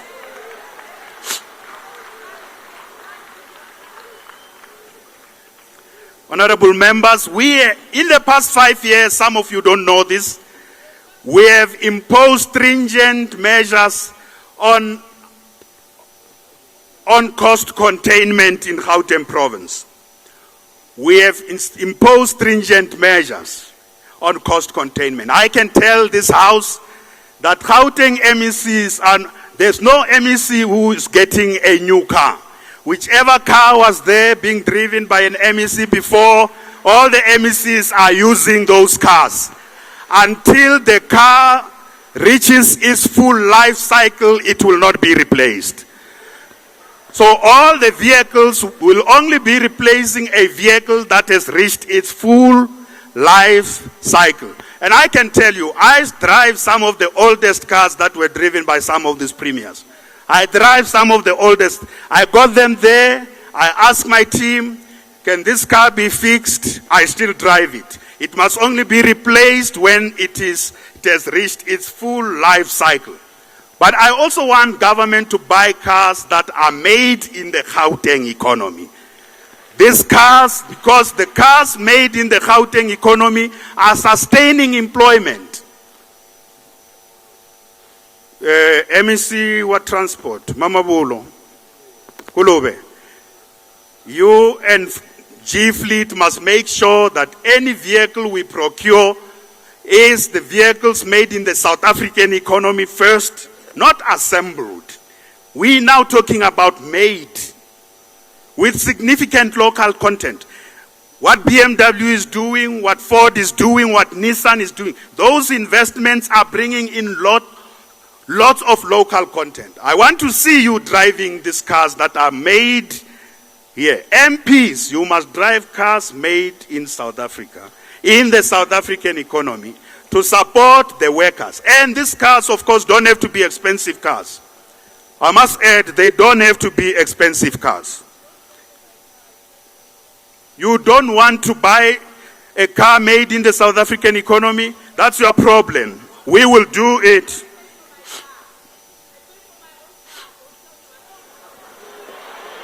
That's so typical. You speak something else but do another. So through Ntirisano, we are going to extend Ntirisano. Now let me say to you, MECs, you are not going to be found in your offices. MECs, you are not going to be found. We will use only one day to do administrative work necessary in government.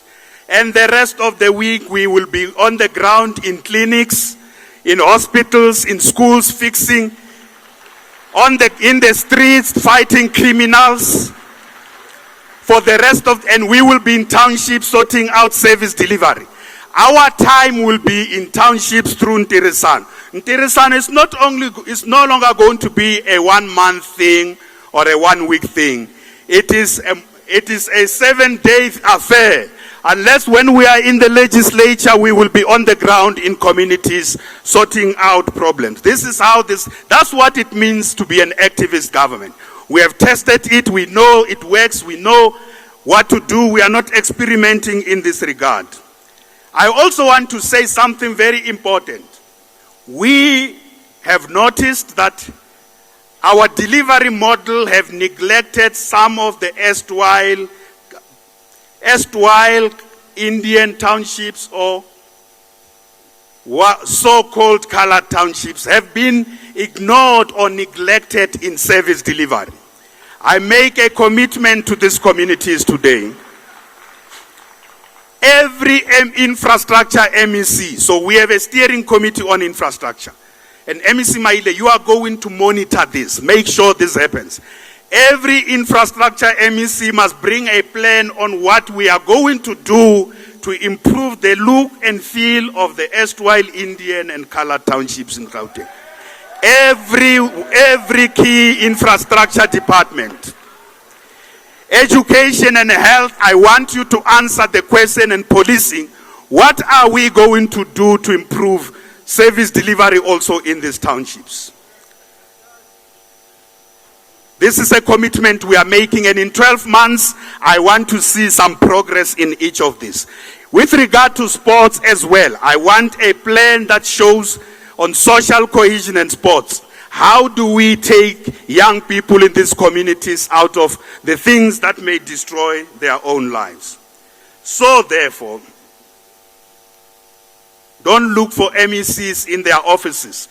If you want to meet me, let's meet in a township where I'm busy solving a problem there. I have appointed a younger, more energetic team which combines some experience from elsewhere or inside with better education. And this is the new team Houghton. Younger, more energetic, and I can tell you, we are younger. We are younger. We are younger. There's no one who is 55 years and above. We the youth in this cabinet.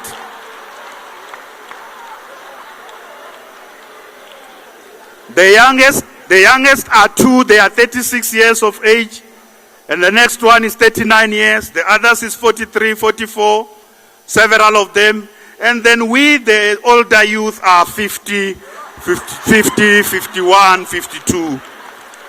We are just the older youth, around 50 there, but we are the youth nonetheless.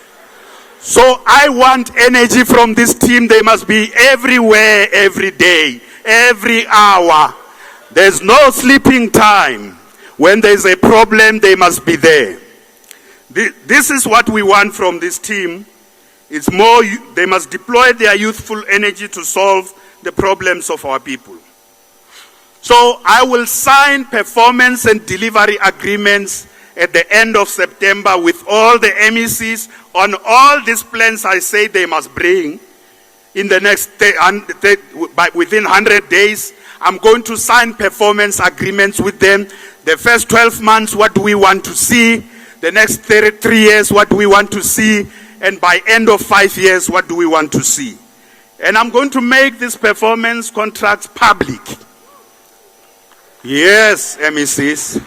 They must be known about the commitments we have made. And we will meet every 8 weeks to do what we call delivery audit with them. And I will meet every MEC and HOD within every 8-week cycle to do a delivery audit assessment with them. I also want to say there's work we have not done well. We have not supported some of the sectors very well. Women, I want to see in the 6th administration more work to support women, especially those facing gender-based violence. More work to mainstream women into the economy. We also want to support senior citizens, people with disability, military veterans, and members of the LGBTI community in Gauteng.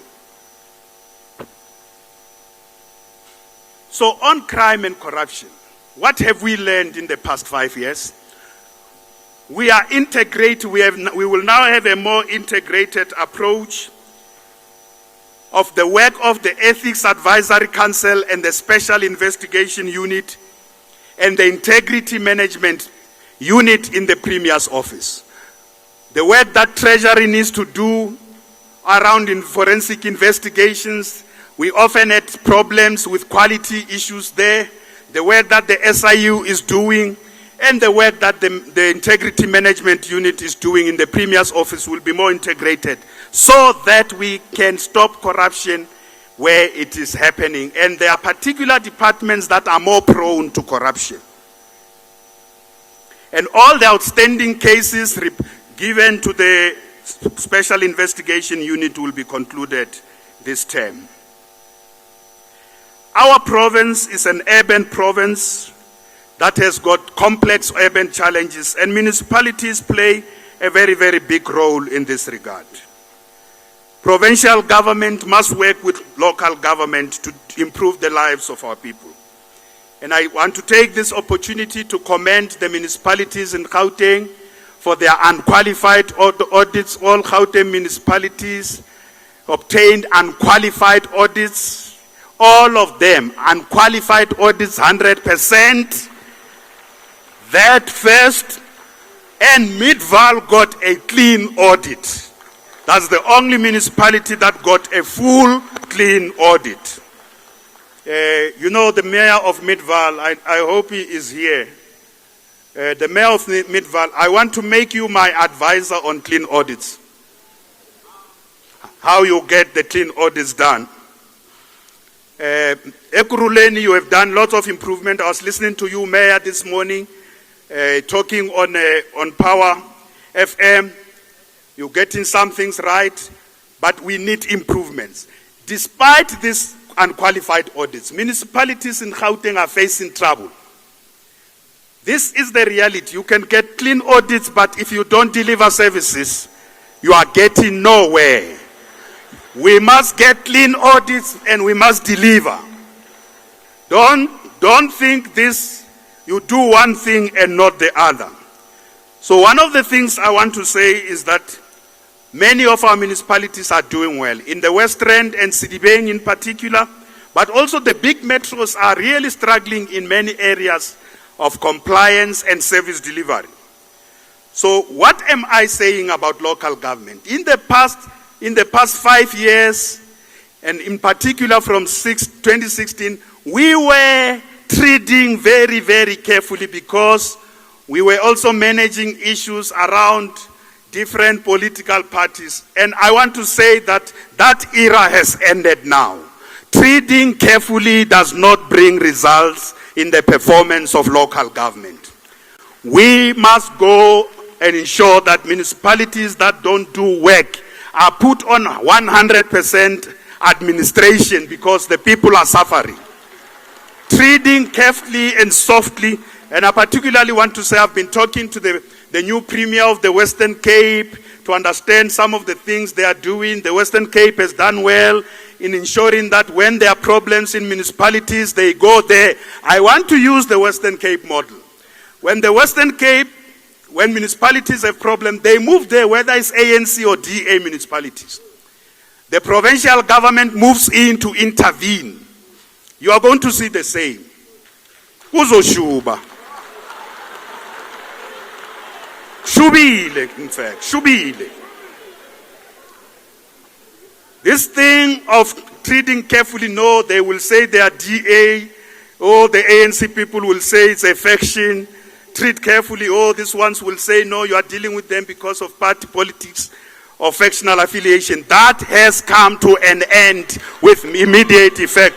When there are problems in municipalities, we will move in there. Whether it's Johannesburg or Tshwane or Ekurhuleni or Emfuleni or Midvaal, I leave you. Or Midvaal. We will intervene there decisively to bring back service delivery in those municipalities. So MEC Maile, I expect you to be on the ground every day. I want you to be on the ball there every day. Those who politicize things when we intervene, even in the ANC, that time has come to an end. When a municipality is not doing work, we will intervene. In the DA, when your municipality is not doing work, we'll intervene. Stop telling us about politics this, politics that, being targeted. The people are suffering here.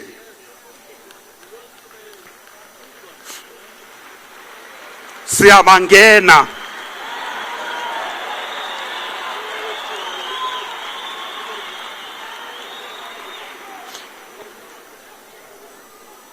So I want to conclude by saying we need well-governed municipalities. We need collaboration. We can't do what we want to do as the province alone. We need these municipalities. We need all the mayors to work with provincial government. Stop this thing that you are a municipality of this party. There's no municipality of a party. Municipalities belong to the people.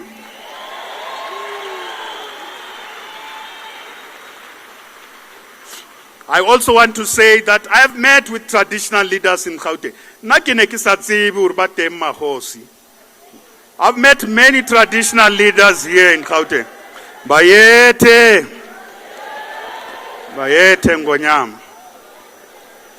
I've met with many of them. Many of them say they belong to traditional houses.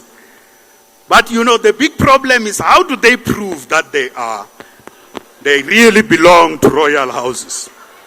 And when I meet with them, that's the question I ask them.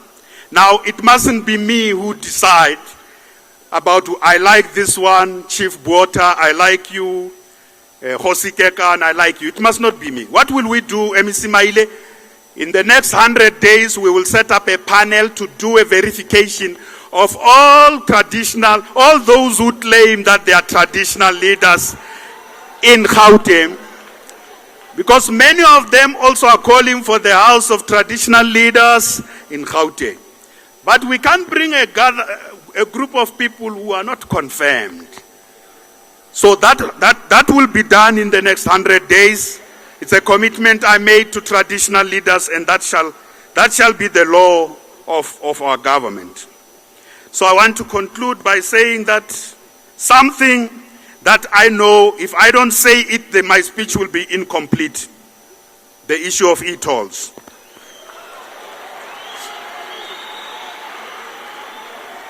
Firstly, our position has not changed on e-tolls. It wasn't for elections. The e-tolls have no future in Gauteng. It wasn't for elections. They have no future in Gauteng. It was not for elections. It is something we believe in. Our position has not changed. But you know the truth. This matter is in the hands of national government. Now, listen to me. Now I have a Minister of Transport who's called Fiafokol. Me and the Minister of Transport have been talking about how to take forward the work of the President on the e-tolls. You will see there's going to be significant movement on this matter, because I want to insist there is no turning back on the issue of e-tolls. There's no turning back on this matter. I also want to say, we as the provincial government, we are prepared to put some money where our mouth is. We are prepared to contribute some money in order to deal with the debt. We are prepared as the provincial government of Gauteng to show how serious we are on this matter. So we are prepared to make a contribution to dealing with the debt on the e-tolls. This is how serious we are as the provincial government. Not 100 days. I'm meeting with Minister Mbalula today. You are waiting for 100 days. I'm meeting with Minister Mbalula today. You are waiting for 100 days.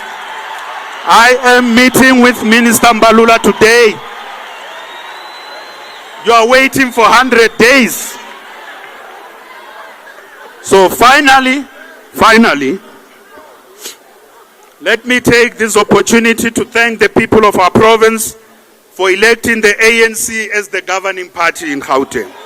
Thank you, thank you, thank you. The people of Gauteng, Sianbonga, Akensa, Rodiguangamanda. We thank you very, very much. I want to also say I'm deeply indebted to the ANC and my family for giving me time, space, and the opportunity to serve the people of our province, because this is something I truly love and truly enjoy, just to serve. I am grateful that we have a new team, Team Gauteng, and in the administration, the Director General of our province, and the senior officials. I'm grateful to you all, from all our departments, especially those officials who are doing very good work, who are ethical, who are committed. I thank you. We wouldn't be where we are if it wasn't for you.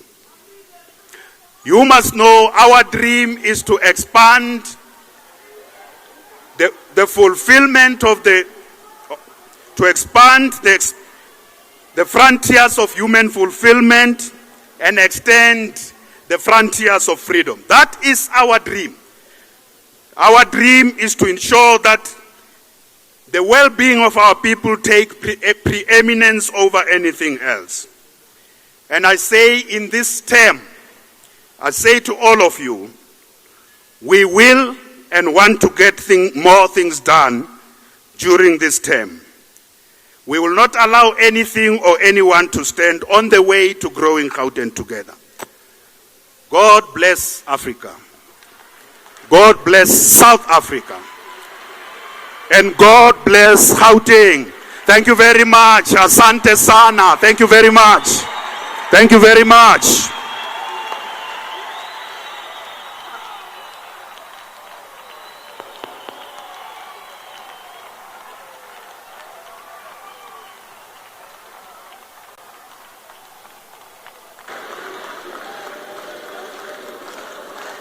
Thank you, thank you. Thank you. Can you all be seated? Can you all be seated?